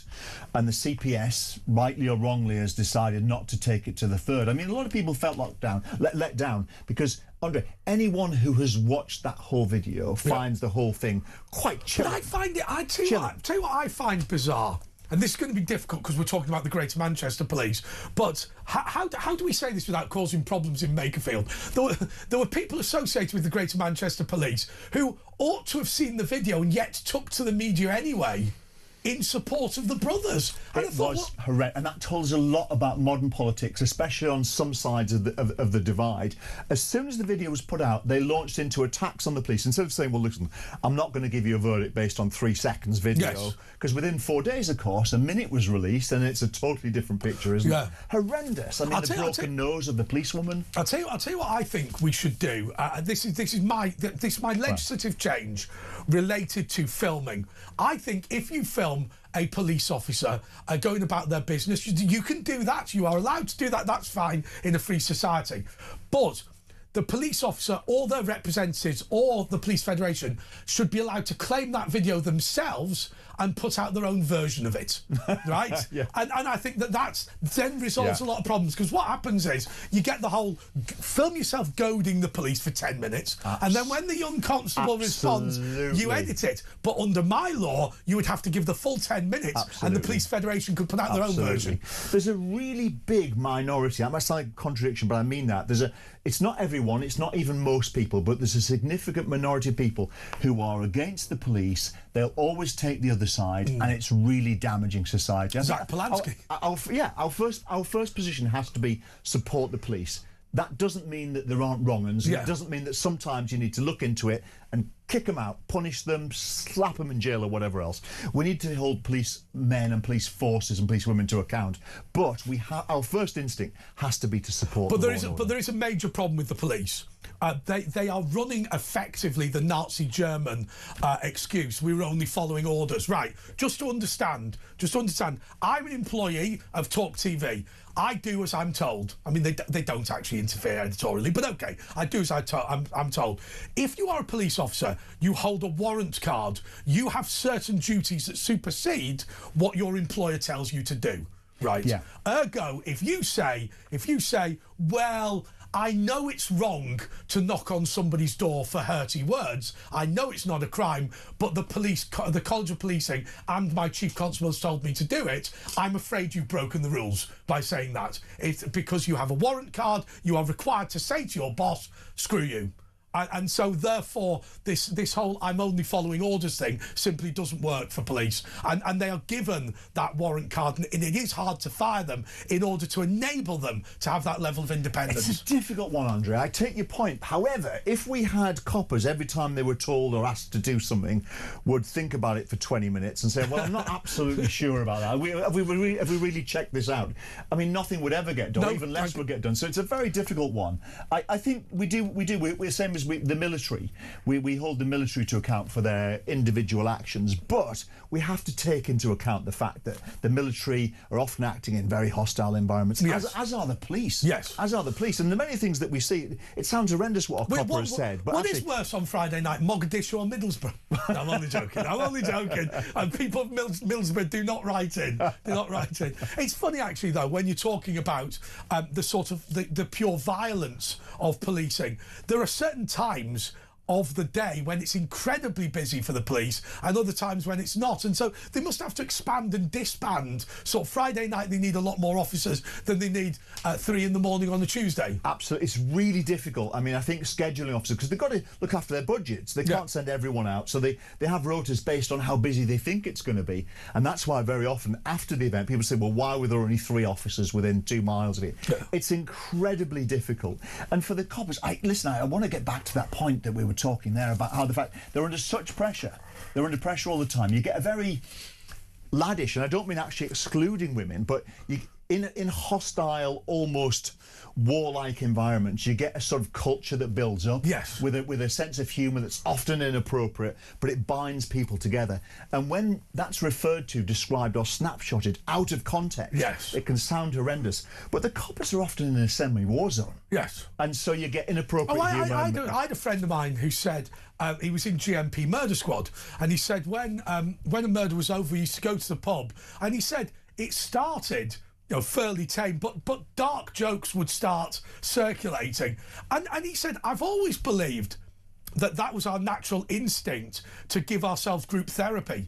And he said, actually, I think the inappropriate jokes and the drunkenness at the end of it or whatever was actually ensuring that we didn't have any long-term damage from what had been release. I think you're right. It's a kind of therapy, isn't it? Yeah, absolutely. Yeah. Okay, what about this? So this is the front page of The Guardian, and this, we've not got much about this, but this chap who sold these suicide packets, so you could contact him and you could buy whatever poison you need to kill yourself, linked to 79 people in Britain dying, and he's been convicted. Yeah, horrendous. I mean, there is a move, isn't there, by some to try and get him over here and tried it, because many of his victims, I don't know how many, but a number. Well, The Guardian says 79. 79 Brits. Yes. I mean, that's horrendous. I mean, suicide is just an horrendous thing now. It's fueled by a range of things. Drugs, depression, the two can be linked, but then things like social media, if you are vulnerable, the algorithm is showing all kinds of inappropriate things. And I've been and listened to mothers talking about the impact on their daughters and sons, and it is...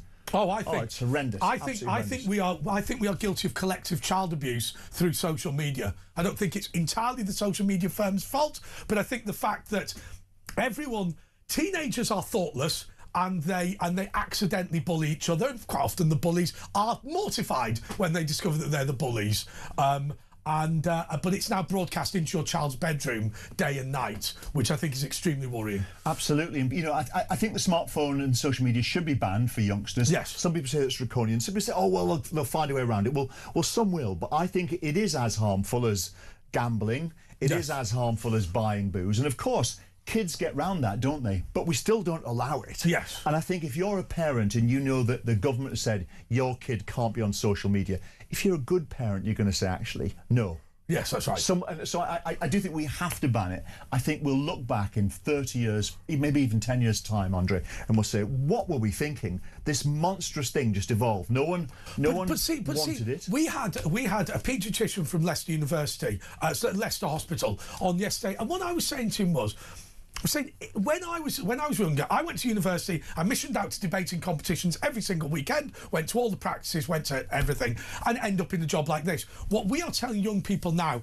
is not to bother doing the basics, not to do the hard work, not to have a good family, not to have a circle of friends, and instead exchange all that from consumerism. And we're obsessed with what we see on TikTok and Instagram. And I always say, if you want to drive fast, get a Lamborghini, but it will not make you a better person. Yeah, totally. I think that social media, I realise that if I do less and less of it, I start to feel a bit better. Yeah. I do. I really do. I think it makes you anxious. You're comparing yourself to others. Yeah. Their lifestyles, their apparent it's all fake. Yes. It's all fake. Nobody puts on there that their life is very mediocre. And actually, that's right. They're not too bad, but feeling a little bit down today. Nobody says that. Well, no, I mean, I say that. So in my local town, there's 2 restaurants I go to. I often get forced to go to the Ivy, but I prefer Wetherspoons. I often say that. I think the fish and chips in Wetherspoons is excellent. Really? Oh yeah, I love it. Is it not just a cost thing? Are you? No. I like Punk IPA as well. All right. Anyway, okay. Andy Preston, thank you so much for coming on the show. Nice to see you. And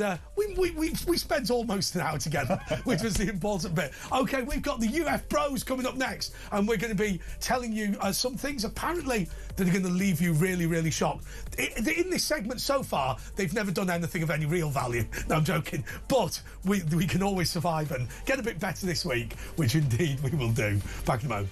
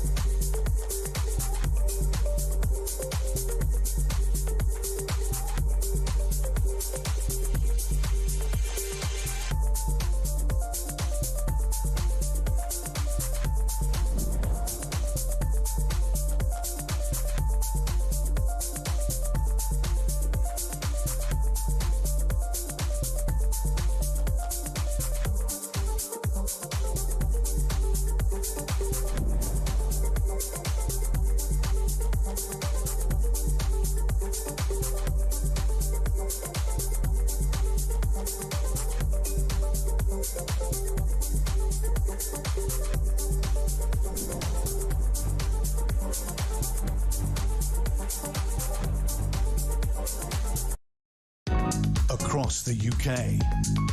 On DAB+, on your smart speaker, on your smart TV, and on your side. This is Talk.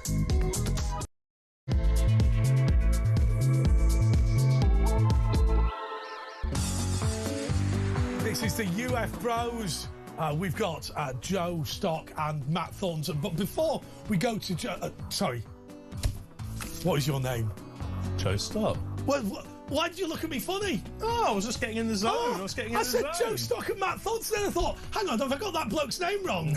Right, that is dreadful. You're making me look like James Corden now. Right, that's awful. I don't know why... right, OK. But before we go to Joe Stock, we've got to go have a look at Matt Thornton's house. Come on, Matt, let's have a look.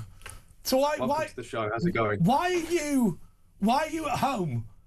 I'm hypocritical of me to ask, but because I've had the evening off. I've had the evening off. I've just got back from Leipzig. What were you doing in Leipzig? I was watching the football. Oh, and, Crystal Palace won. So okay, so you're very happy. We're all in a good mood. You're a Crystal Palace fan. Massive Crystal Palace fan. Okay, right. There's a nice Lego Death Star behind Matt's head. It's just very cool. Yeah, good spot. Very cool. Good spot. Right, Joe, who's already put me off during the show. So what we do is we come on at midnight on Friday night, Saturday morning, and we talk a little bit about the weird goings on in the world, whether that be paranormal, whether that be ghosts, whether that be UFOs. Sometimes you persuade me. No, actually, that's an unfair comment. You always raise up something that's interesting, and we always have an interesting discussion about what the cause of it might be. What have you got this week? Well, I'm bringing the goods this week. I'm bringing actual evidence for you. Are you really, though? Well, I think you might be quite impressed with this. We've got a compilation of UFO videos that were released last week by the Department of War, which is part of Donald Trump's big, release the UFO files. And we had the first instalment a few weeks ago, and I'll be the first to admit it was rather lackluster. Yes. We've had it built up for so long now that this is going to be a big deal. Because they even registered aliens.gov. Yes, which there's more to that because something came out about that. So anyway, that was a bit disappointing. But last week, it always happens when I'm not here, they actually released the second wave of UFO files. Now, I've got a compilation. If you guys can play that, show you some of the clips that were. Right, I'm going to look at this big screen up here. So here's one of the important ones. That's an aerial footage of this orb that was detected. Well, that just looks like clouds. I know. So then you've got 3 UAPs and a 4th one gliding along the water, which is another quite an interesting video. I'm sorry, Joe. I thought those ones. I thought those. UFOs. And there's another group here above the water. Oh, sorry. I've just realised something. You've not got an earpiece in, have you? I do have an earpiece. Oh, do you? Okay. Matt was going to say something to you.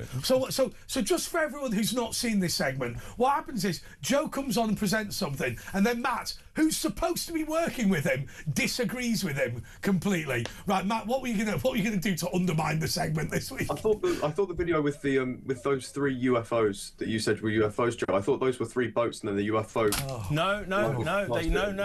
This is what's happened, Matt, every bloody week. We've done hang on, this. not those ones. Matt, those three that we just saw, they are also unidentified aerial phenomenon. That is what they're classified as in the file recently, because that's why it says 4 objects of interest, because of the 4th one is the. I see. Yeah, but they look like 3 speedboats. Well, they're gliding across the top of the water. But if you actually look at the video really closely, you can see just how identical they are. The craft. It's very odd. And then you. But so obviously a lot of people are on radio. So there are 3 vehicles. I would say in parallel, gliding along the water. Gliding along the water with a 4th one.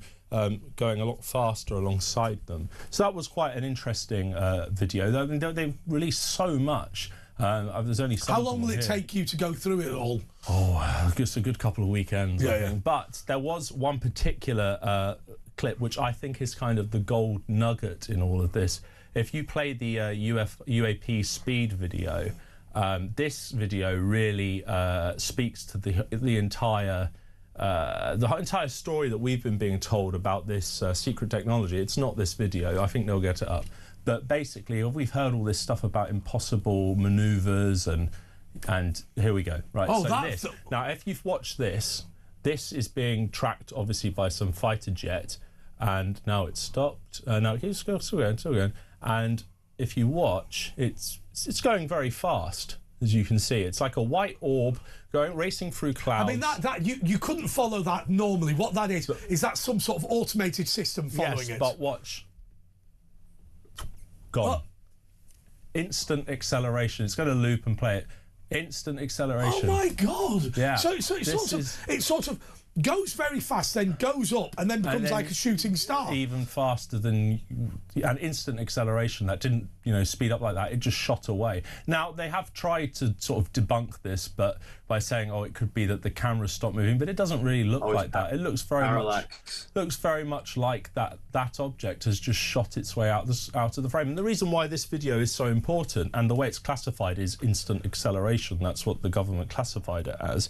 Is that it speaks? And in these files, when these files come out, are there any notes? Does anybody say anything? There's so much data, like actual files that get released, but it's very difficult to sort of like break them all down. But at the moment, as far as I'm aware, there was nothing too bizarre in that drop. It was mainly just like lots of case files, FBI reports on like flying objects and things like that, but nothing like this. I think that piece of footage is the most interesting because of that acceleration in speed, because it plays into everything we've heard before. I agree. And there you have some video evidence. But you have got, and I'm not being critical of either of you for this, you have no explanation for that, do you?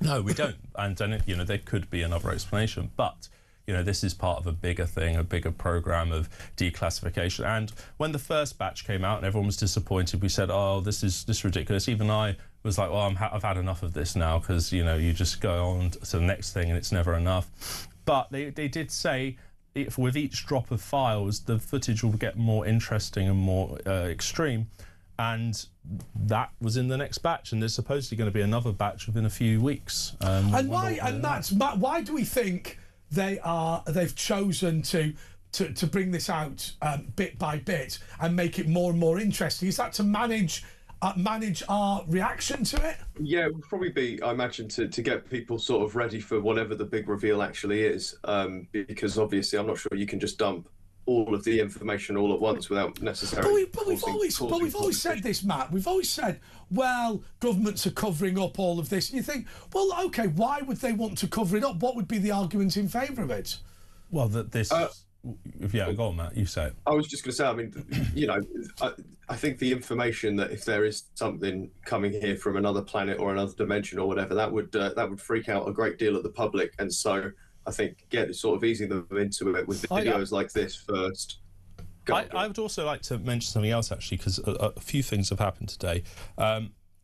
Just before we came on air, there was a press release saying that a bipartisan group of high-level officials and civilians will convene on the steps of the US Capitol on Tuesday, June the 9th at 1 p.m. to issue a call to action on behalf of the American people regarding this phenomenon. And these high-level officials are also going to be including David Grush, who was the intelligence officer that came forward and said that he had found all this evidence of crash retrieval programs, alien bodies, and he spoke about this before in Congress. And is he the guy that really started off the modern, if you like, UFO? I think his test, it was building up before, but when he came forward with his testimony, point blank said we've got non-human biologics, is what he said. That's when I think it all started to kick off. And we also have coming out in just a couple of weeks, we have a new film by Steven Spielberg all about this, all about these kinds of phenomenon. And in the marketing for that film, which obviously it is film marketing, he is now saying when he made Close Encounters of the Third Kind, he thought, wouldn't it be wonderful if this was true? Now he thinks, wouldn't it be wonderful if everyone knew the truth? So he is completely, and he's very in with the the elites and all that, and so it seems interesting that all these things are happening now, like they're all, maybe there is some plan, and then it all goes and gets spoiled last night when the White House started posting all these strange cryptic videos about crop fields and UFOs, and it turns out it was to launch their aliens.gov, which was this sort of parody on the X-Files, except the aliens they were referring to were illegal immigrants, and that really upset the UFO community.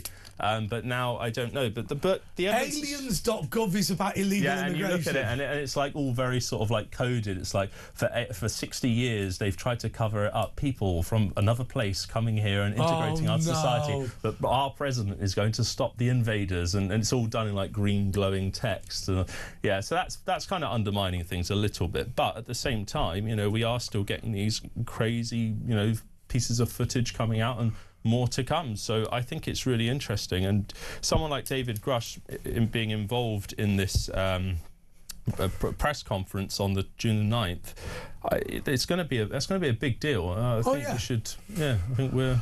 And what are you expecting? I don't know. I think Matt, we've tried to be cautious. More videos and more data, hopefully. Yeah, I think more pictures of aliens. Who knows? Pictures of aliens from Mexico, though.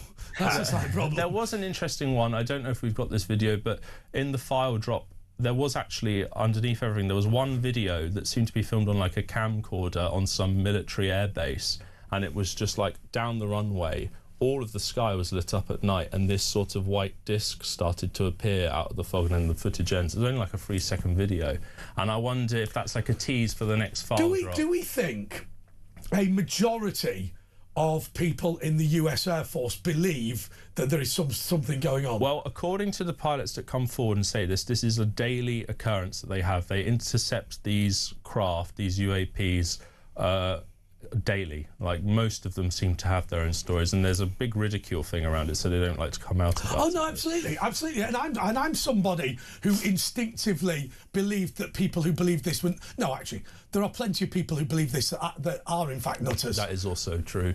Yeah. Like, it was like I was saying about maths at university. They're not all strange people that study maths at university, but all the strange ones are maths. That's right. Maths fans, aren't they? Yeah. The ones with the funny twitches and whatever. I think if this becomes more, legitimate and mainstream, and we start considering this as an actual thing, you'll probably find that the strange people will start to say that this is the conspiracy, that they're faking aliens for some other purpose. Oh, yes. So there's this thing called... How interesting. Project Bluebeam was this big conspiracy where someone claimed that he'd found out that the government were going to fake an alien invasion, and they... As a false flag. Yeah, so that they could, control the Earth afterwards and, reduce the population. That'd be hilarious, Matt, wouldn't it? If the strange ones were suddenly all trying to advocate for there being no aliens because it was an attempt to subjugate the Earth with a one-world government. Well, I think the original plan with that was to use drones to fool everyone into thinking that, like, God had arrived or something. Is that...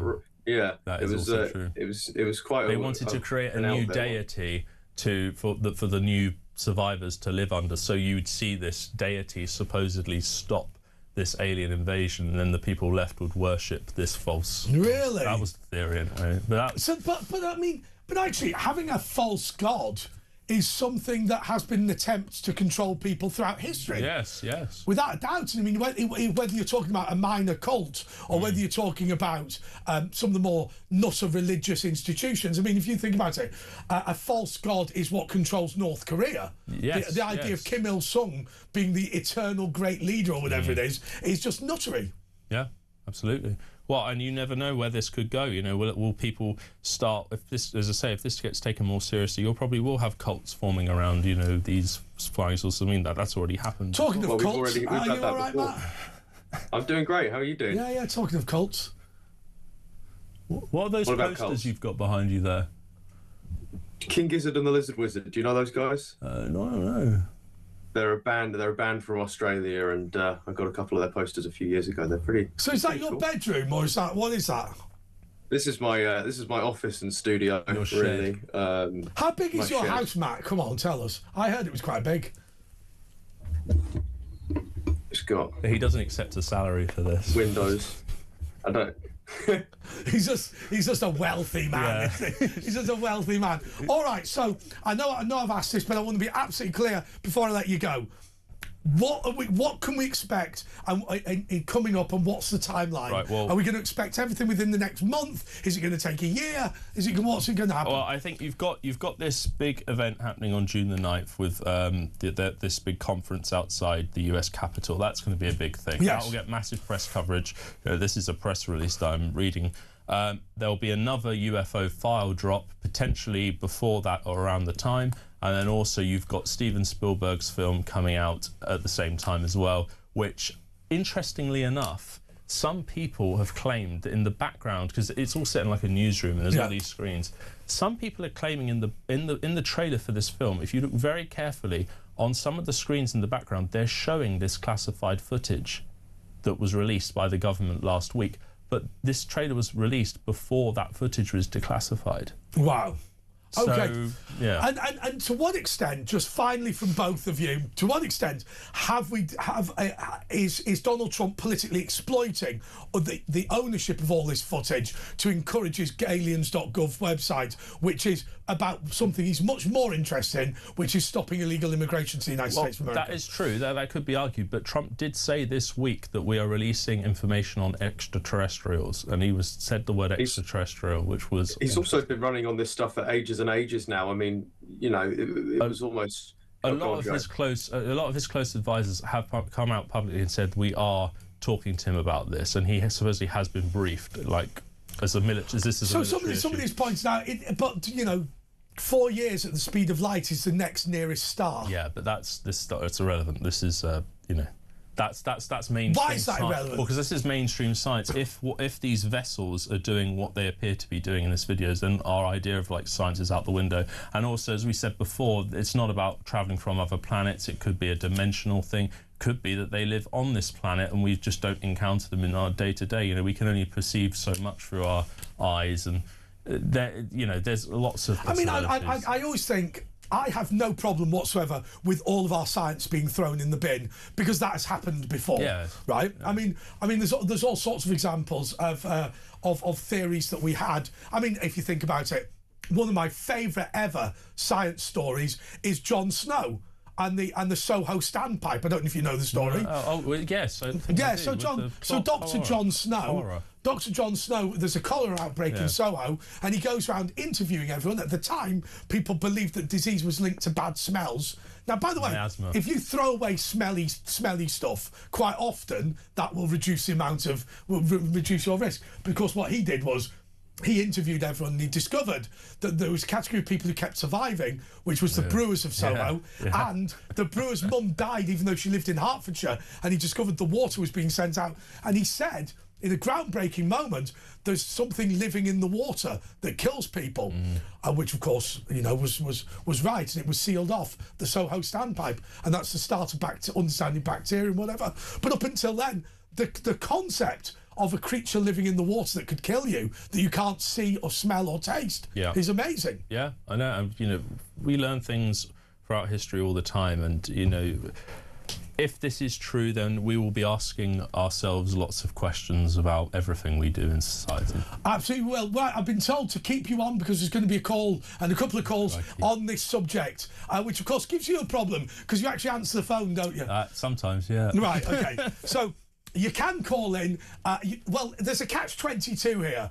To call Joe and talk about UFOs, you've got to call Joe, and Joe's not sat at the seat where he can answer the phone. I'll use telekinesis. Yeah, what we will do is, I'll tell you what we'll do. If you phone in the control room, we will find somebody to answer Joe's phone and put you through to Joe. All confusing. Back in a mo.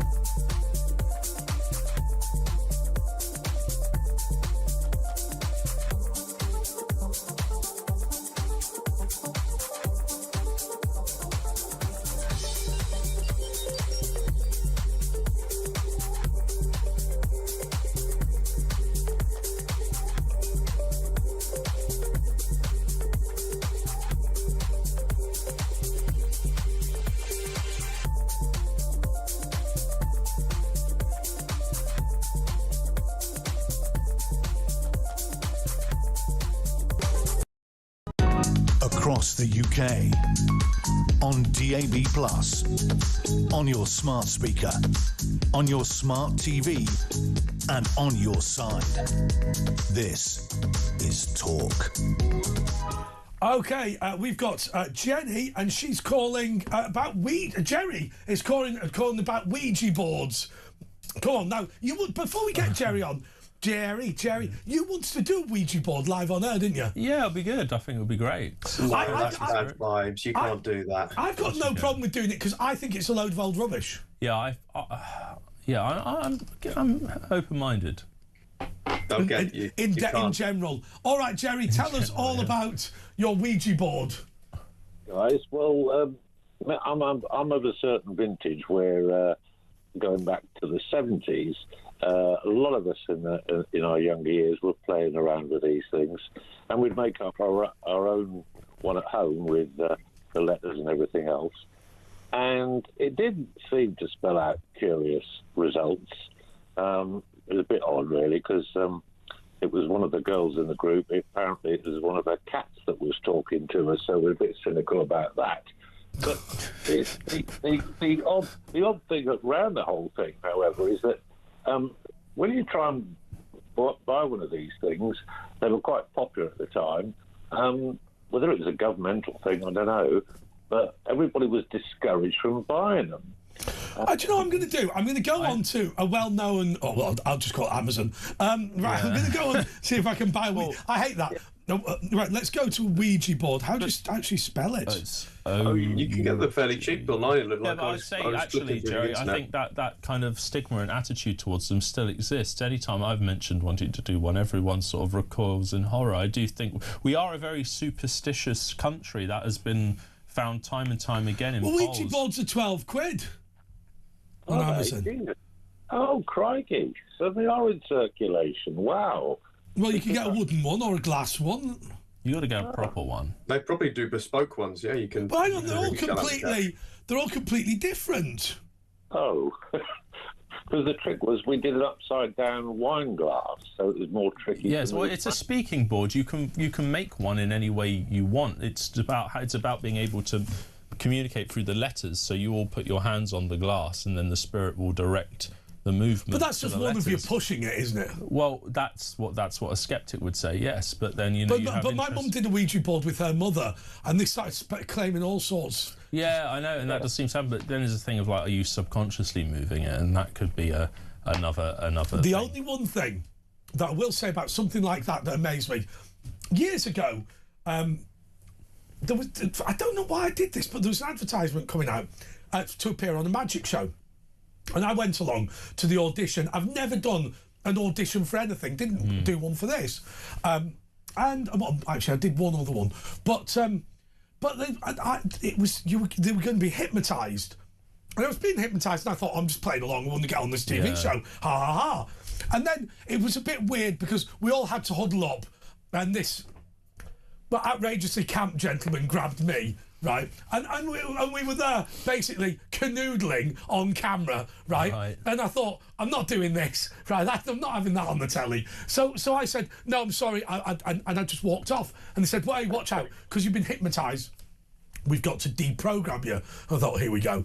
And they went, imagine you're in the Arctic. And I went, oh, and he went, you don't have to play along. And I thought, I didn't. Yeah. I didn't play along, and I did shiver. Yeah. But I wasn't going to. I wasn't going to be on ITV hugging a big fat man from Wolverhampton. That was not going to happen. I was refusing. There was a really quite disturbing one on an old Howard Stern show where they got a hypnotist in, and whether this was fake or not, but basically the guy hypnotised one of the presenters into believing that his genitals were gone. And when he came to, he went into like some psychotic freak out, pulling his trousers down, showing his bits and saying they're gone, like crying and sobbing, and they had to like wrestle him to the floor. Whether that was just Howard, do you remember when Howard Stern got a lady to sit on the radio, and he went. I think I do remember that. Yeah. Just to see what happened. Different times. Different times. Can you imagine if we did that? Get your radio. So Jerry, just to be clear, do you believe in Ouija boards or not? Well, the thing I wanted to ask was, apparently it's supposed to be impossible for any one of the group to control it because the glass tips over and all that type of thing. And the curious thing was that this glass would move sometimes slowly but really quite rapidly. And I'm wondering if there's some scientific explanation as to why that is, because it really did slide about really quickly. Well, you reckon it could be some sort of muscle contractions because you're holding. It could well be that, yeah. But what's that thing where you do your fingers and they push each other apart? Yeah, I forget what that one is. I forget the name of that. But there's also dowsing, isn't there, with rods? The dowsing rods move and seemingly lead you to where you want to go. But no one really knows how that works because they have quite a high success rate, and that gets into all sorts of like occult belief. But then again, I think there's a lot of people like our friend Uri Geller who you know, I mean, he. By the way, Asher believes that Uri Geller believes all the stuff he says. I don't know. I mean, what I would say about Uri Geller, he only knows 4 basic magic tricks, but he has dined out on them. He had a house in Sonning. But it's quite interesting with Uri Geller because whenever there's been some big incident or whatever, he always sort of claims he was involved in some way. Right. Like when the lights flashed in the House of Commons, he claimed that he did it with his mind to stop Brexit. Right? You think he's just retrofitting a lot of if stuff. he said it before, then maybe he'd have a case. But retroactively, not really. What about the great James Randi?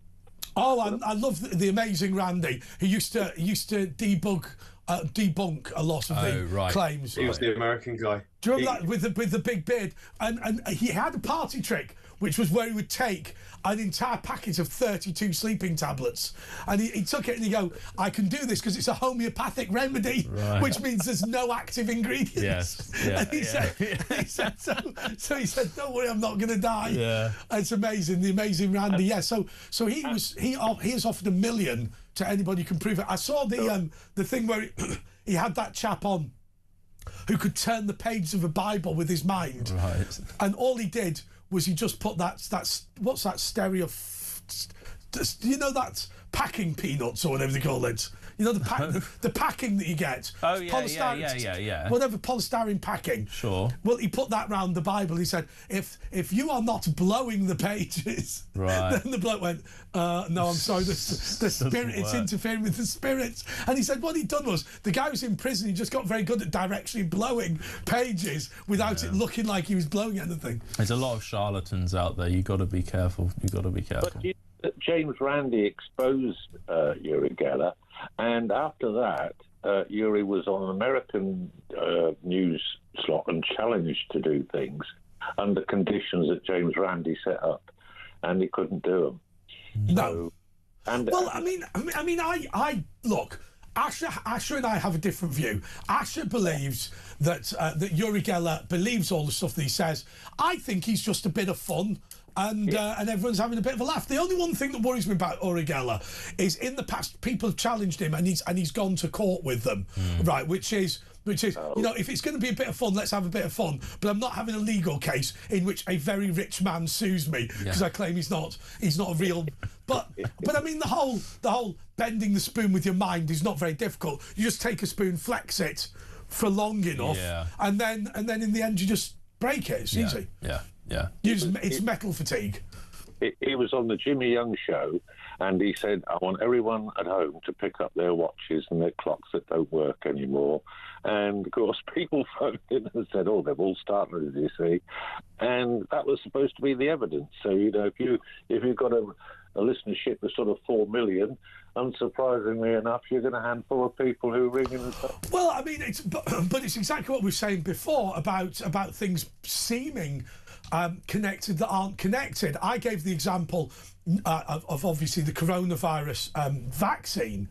Look, there are people who, because millions of people are being vaccinated every week, where you could say Bob was completely fine, then he took that coronavirus vaccine and the next day died of a heart attack. And all of those things could be true, but they might be unrelated. Yeah. If you vaccinate 10 million people in 1 week, a percentage of them will die the next day in mysterious circumstances. Well, there was a big riot that's in America or something, and they said, oh, well, 4 people have died. It turns out that it was just people that had heart attacks randomly. It wasn't anything to do with the riot. Yes. It was people that would have had heart attacks. They would have had heart attacks anyway. So it's the causal link thing. Yeah. It's like somebody said. Oh, should I say this? Well, actually, I will do. A friend of mine said, if you vote Labour, you're more likely to be poor. Which, of course, it's the other way round, isn't it? If you're poor, you're more likely to vote Labour. But, of course, he was presenting it as people who choose to vote Labour, as a result, become less economically successful, which is simply not true. It is true that traditionally people who vote Labour are poorer, but it's not voting Labour that made them poorer. No. I guess. Could I just finally mention one thing? There was an old com where a couple of young lads, and this is going back to the 50s, took a photograph of two aliens, and all the scientists said this is genuine, not alien aircraft. And for years it was believed by everybody, decades in fact, that these two alien aircraft that these kids took a photo of had to be genuine because it was in the days with old cameras, old film. Yes. So it was impossible. And it was like 20, 30 years later, the lads owned up and said what we did was to put two ink blotches on a pane of glass and stand it some distance away and use the camera to take the picture. And it fooled all the scientists, which, a bit like James Randi says, he can find a way around it, but the scientists are no good at discovering anything at themselves. So don't get a scientist, get a magician to analyse it. You might and unfortunately, that does hinder things a bit when you do have people faking things and also making massive careers out of these, recycled stories. My favourite, by the way, my favourite thing about faking it, right?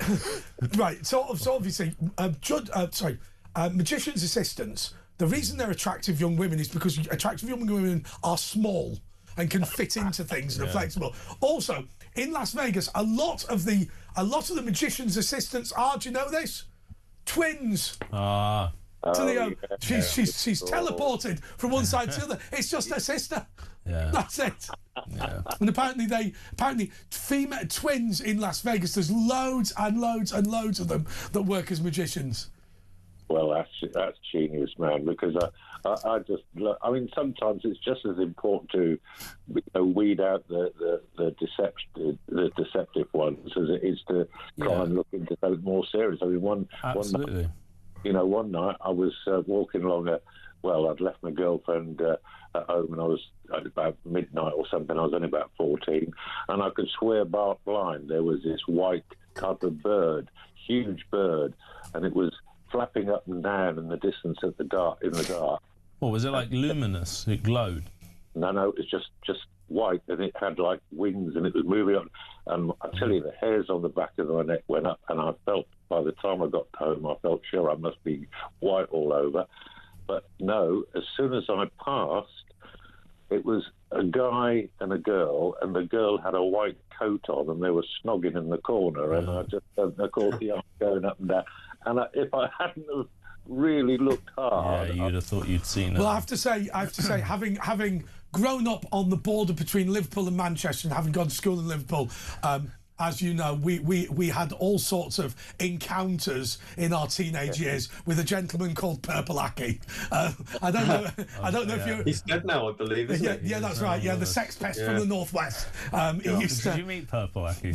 I did actually. Yeah. Wow. Yeah. So my younger brother met Purple Aki in St Helens bus station. Right. But unfortunately, and this is, I've got to be honest with you, Purple Aki. Did he get deadlifted? But Purple Aki described me as plump. Okay. So basically, a man who was obsessed with teenage boys basically dissed me, right? And I thought, there's only one thing worse than being a victim of some sort of Purple Aki attack, and that's being rejected. Yeah, rejected by Purple Aki for being too fat. That's fantastic. Yeah. So I just want to say to anyone who doesn't know what this is, I'm just going to explain to you. I mean, I think a lot more people know about it. When you went to school in Liverpool or Manchester or sometimes North Wales, areas like that, people said that you had to be careful because there was a very large black dude called Purple Aki, who used to squat young men, and he did all sorts of weird stuff, feel their muscles, measure them, and he used to chase boys home and all this sort of thing. And nobody believed it was real until you met him. Yeah. Just unbelievable. Somebody died, didn't he? He did die, yeah. And he was a very private man, apparently. Yeah. But I think towards the end of his life, he got pretty widely mocked. Yes. Yes. Because people were trying to get photos sad with him and everything. Sad end to Purple Aki. But of course, there was a young lad who jumped onto a railway line and killed himself. I know. Well, he didn't kill himself, he accidentally killed him. because he was running away. Anyway, there will be people across the northwest. So at one point, he had a sexual offences prevention order which banned him from feeling or touching the muscles of any young man in Liverpool, Manchester or North Wales. He was also banned from going to any gyms or indeed going to any rugby league stadiums or the homes of any rugby league players. Anyway, unbelievable. UFOs, yeah, that is an experience of the second kind or whatever it's called. All right, we will be back in a moment.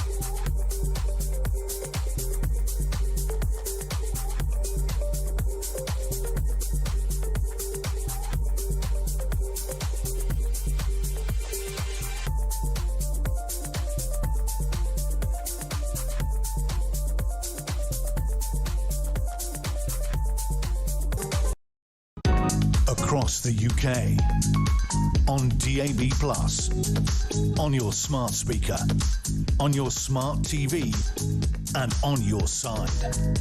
This is Talk. Okay, Gary is in Merthyr Tydfil. Gary, you through to Talk? Anbury, how do? Hello? Hello, Gary. Hello? Right. Hello?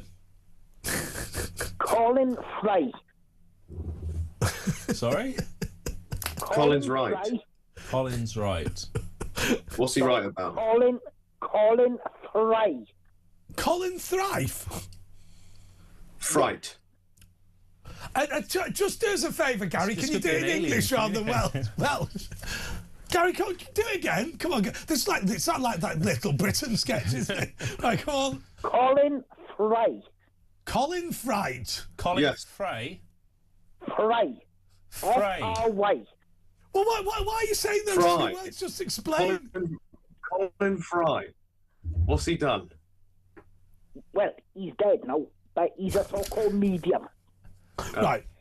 And he done all these Ouija boards. Ouija boards, yes. Yeah. And I think an orgy board is something different. He's debunked. Type his name in. He was in a dark room doing a so-called seance, and I put the lights on, and he was playing a blinking trombone. From a gothic He was horror. playing a trombone? Yes. What, he was saying it was a ghost that was actually Just a matter of interest, Gary. Have you ever heard of ketamine? No? Well, Gary, thank you for that illuminating that call. was really Colin Fry apparently was playing a trombone in the dark room. Now. I thought a dark room was a swingers type thing where you go in and you just have it off with somebody anonymously. I thought it was where they developed photographs in the dark. Oh, that's a bit old school, isn't it? Yeah, well, it's coming back now. Is it? Yeah, everyone loves that now. I saw people with Polaroids, I thought. Yes, but Polaroids, isn't that mainly for perverts? It used to be. Because if you've got a Polaroid, you don't have to get your photos developed. And Max Spielman doesn't have to see what filth you've been There's up a whole vibe, like, guys, girls, they take these Polaroids, put them on their Instagrams. It's the whole physical media thing. That's what people love these days. The only time I've ever started a Polaroid photo, we went to I was fully clothed. We went to the Conservative for Political Actions conference in America, and I got drunk and found this place called the Crystal City Restaurant, where it was $5 to get in, and it was a nude show, right? It was a strip club. Beers were $3 each, and steak for $5. So the following day, we went on a pilgrimage to Arlington Cemetery. And on the way back, I took them to the Crystal City Restaurant, which was open 24 hours a day. So every day of the conference, Andy Stevenson, who later became the MP for Pendle, goes, let's go to Arlington Cemetery again. and the Americans thought we'd made a pilgrimage to their national cemetery every single day, when they discovered that we weren't actually visiting Arlington Cemetery. We were going to the titty bar down the road.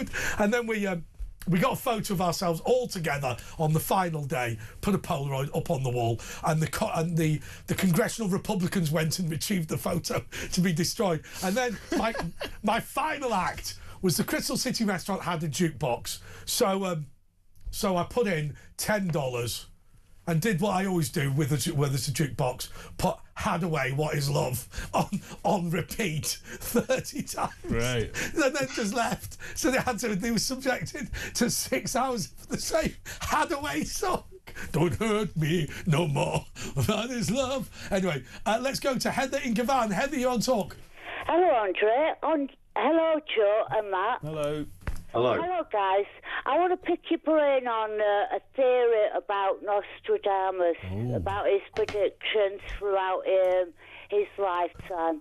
I've been watching his documentary and about the quadrants that he put on, because he was arrested because he was siphoning a lot of information about predictions of the future.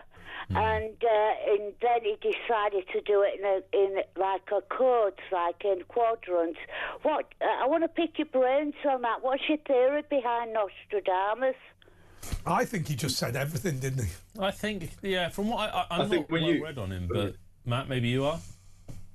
No, I don't know a huge amount about him, but I do know that he made a lot of predictions, didn't he? Well, I think a lot of the predictions were very murky, weren't they? Yeah, they could be interpreted in lots of different ways. Things like an evil man will emerge in Europe. Yeah. And you think, well... I mean, this could be ignorance on our part, though. I haven't actually looked into the specific predictions for you there, but I will have a look into it. But yeah, it's interesting. I think you should do something on Nostradamus. Yes, well, I wanted to do stuff on Shakespeare and the Rosicrucians. I'm a big fan of Nostradamus, because what he's predicted... I'm a big fan of Nosferatu. Heater, in one of the quadrants, he said, Heater is the son of Rhine, that is Adolf Hitler. He predicted the Second World War. But when the First World War happened, surely there was... but I mean, in reality, when you're predicting there will be a big war, I mean, and what? I mean... We don't think of there being any big wars at the moment. But what is it? 1 million Russians have been killed in Ukraine. That's pretty big, right? Looks back on it, it will be considered, And he also predicted about the thought of twin brothers in another quadrant about 9/11. What happened in New York and in Washington? Yeah, but he didn't write. He didn't write a group of jihadis will fly planes into the World Trade Center. I mean, how do you come up with something very... Mind you, they probably wouldn't have built the World Trade Center if he'd have predicted... He did write a prediction about, I thought, of twin brothers about the attack that's going to happen on, 9/11. No. Wow. And he also predicted about long into the future about the Antichrist. But what about the environment? He predicted a lot of. But what about what Darren Brown? What about what Darren Brown says? Quadrants. What about what Darren Brown says? Which is the rules on cold reading. One of them is the audience does the work. Yeah. So what you do is you go, right, I'm going to predict, or if you're looking at somebody who's lost a relative, is it a cousin or a brother we're talking about? Yes, it's a cousin. He died last year. Right. So the audience does the work. Yes. You throw out something basic like, have you got a relative called James? And they go, yes, that's my dad. And you go, right, I'm talking to your dad. Right. Now, fairly obviously, the audience has done the work. Yeah. Yeah. And that's the difference between prediction and psychic phenomena. No, but the point I'm making is Heather. About their family relatives. Sure, Heather. The point I'm making is with Nostradamus. He has Nosferatu. I've got that on the brain now. With Nostradamus, he can say something like, "An evil man will emerge in Europe and create war," but the audience does the work by saying it's Hitler. Right? Yeah, you look into it and you see what you want. You see what you want to see. The interesting thing to do, and this is my experiment about psychic stuff and whatever. What you need to do when your mum tells you to read out her stars, right? Read out the wrong star sign. Yeah. Just read out one. So you go, what are you, Sagittarius? Just read out Aries. Well, there was a moment about 10 years ago where they thought that actually they'd got this wrong and everyone had the wrong star sign because of some, astrological misalignment. But everyone was like freaking out because they said, well, how can this be? Your horoscope. Yeah, I know, but that's what we're saying. Each month has a horoscope and has like Sigilite is. But what we're saying, Heather, is like how the human brain sees patterns in things and gets wedded to certain ideas. So I think I'm a Gemini, so every time I see that, that's wedded to me now. I relate to it. But then if it turns out Andre didn't read me the Gemini stuff, I thought it was Gemini. Did you know? Yeah. I always think it's there's the Barnum statement, which is all of this stuff I've nicked from Darren Brown, who's obviously an expert in it. Yeah. But the Barnum statement is something that sounds very, very specific to you, which is not specific at all, which is as an example to an older lady, and you have had problems with your legs, haven't you? Yeah. Well, I mean, obviously. I mean, every single older person has got a bad foot or a bad knee or a bad... And in the event she says no, you'll have a comeback for that as well. Yeah, so which is the Derek Acora one, which is just have a think about it later. Have a think about it. You'll remember later. Yeah. So if he's not right, it's your fault. You failed to remember that he's correct, which is amazing. But what Asher said with Derek Acora, he said he saw the same themes developing.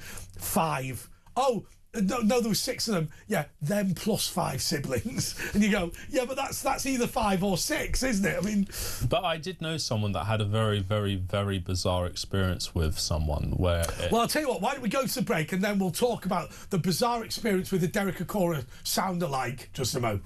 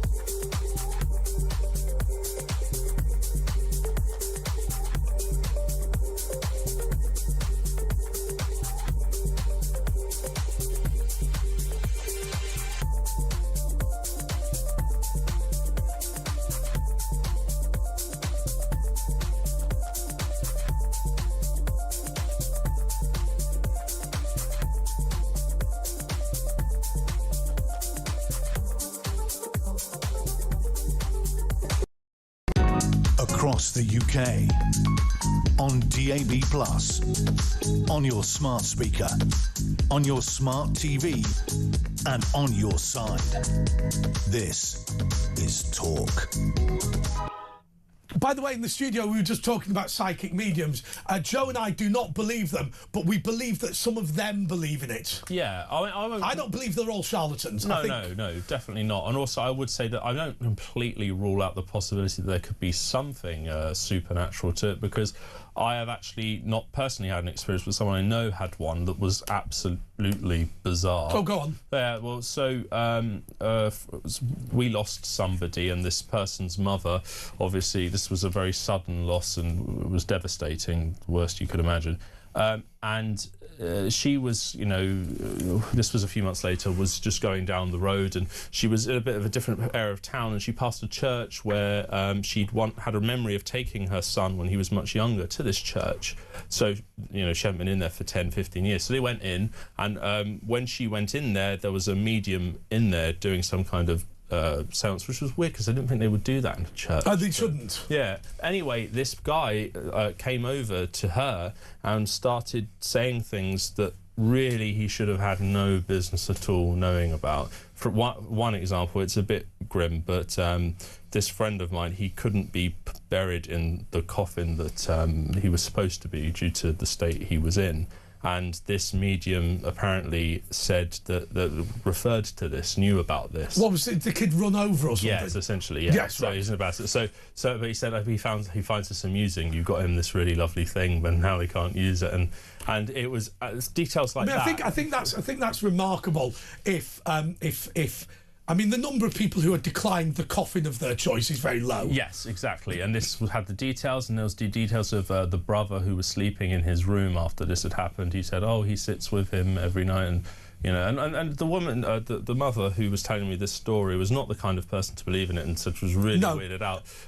But it was quite, hearing that for the first time, and I'm probably forgetting details now, was really quite harrowing. Alison is in County Antrim, so she is. Alison, you're on Talk. No, come on, get Alison, quick. Hello. Hello. Hello. Hello. Joe, Matt, hello. And Andre. Hello. I have got your names right. You have. Yep. It's just, I think the UFO information that they're releasing now is quite interesting and you know, amazing development and step forward. What do you guys think? I mean, do you believe all what they're disclosing, and you know, what's your kind of thought on it personally? About UFOs? Well, Joe, why don't you lead? Look, I'm cautiously optimistic that there is. Well, I don't know if it's optimism, but I think. Well, probably... actually, let me explore that. Do you want there to be aliens? No. Do you want UFOs to be real? No, but I do think it's quite likely that it is. I think it's going to be bad. I think it would shatter the sort of status quo, which, while it isn't necessarily good at the moment, I think this would make things worse. What if this is like a zoo? That's what some people in the military have put forward, that this is what we could be. So it's quite disturbing. But yeah, so but that's just, you know, stuff that's out there. Because of course the thing is about zoo. I mean, when you go and see gorillas or whatever, they don't know they're in captivity, do they? No.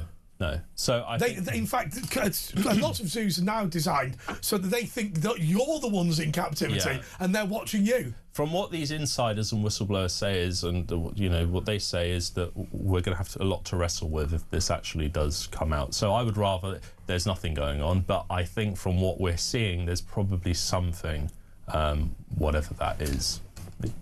Ben Fletcher is waiting in the wings. Literally waiting in the wings. Have you got a microphone? Or are you going to use one? I'm just going to use one next to you. What are you going to do? Why don't you sit on your little chair? Sit on your little stool there. It's a little bit like the two Ronnies, isn't it? Yeah. It always looks a bit weird, this bit, doesn't it? That takes me back to the late 1980s when... how are you, all right? I'm doing all right. Can I just say, the first hour of your show was the best hour that you've done in a long, long time. Really well done. I don't know how you do it. That was bad. Can I tell you? When he phoned up at 5 to 10. He went, "Where are you?" I was at home. You're joking. No. In worse places. Could have been on the throne. Yeah, I would rather. No, I'll tell you what I did the first hour of the show, right? So I literally took a load of painkillers because I had a bad foot and went for a lie down and woke up at 5 to 10 on there. Have you ever done that? Do you know, in all the years I used to do the breakfast sports news on Talk Sport, never once missed my alarm. Didn't you? I have never, touch wood, missed an alarm. Really? The only time I've only ever done it was on Hartley Brew's breakfast show a few years ago when I was working from home. And all they heard was... But there we go. So I've disgraced myself today, haven't I? But it's not just you. Young Matt who pushes the buttons. Did I hear that he had a bit of a snoozy moment last night? It's happening all the time. What It happened? happened. Fell asleep on the desk. No, What? Yeah. don't quite say it like that's that. effectively falling asleep while driving, in my book. Having done the job myself... Do you know what I mean? You can't be doing What that. have you got on tonight, Ben? I'm very, very excited to announce we have Lee John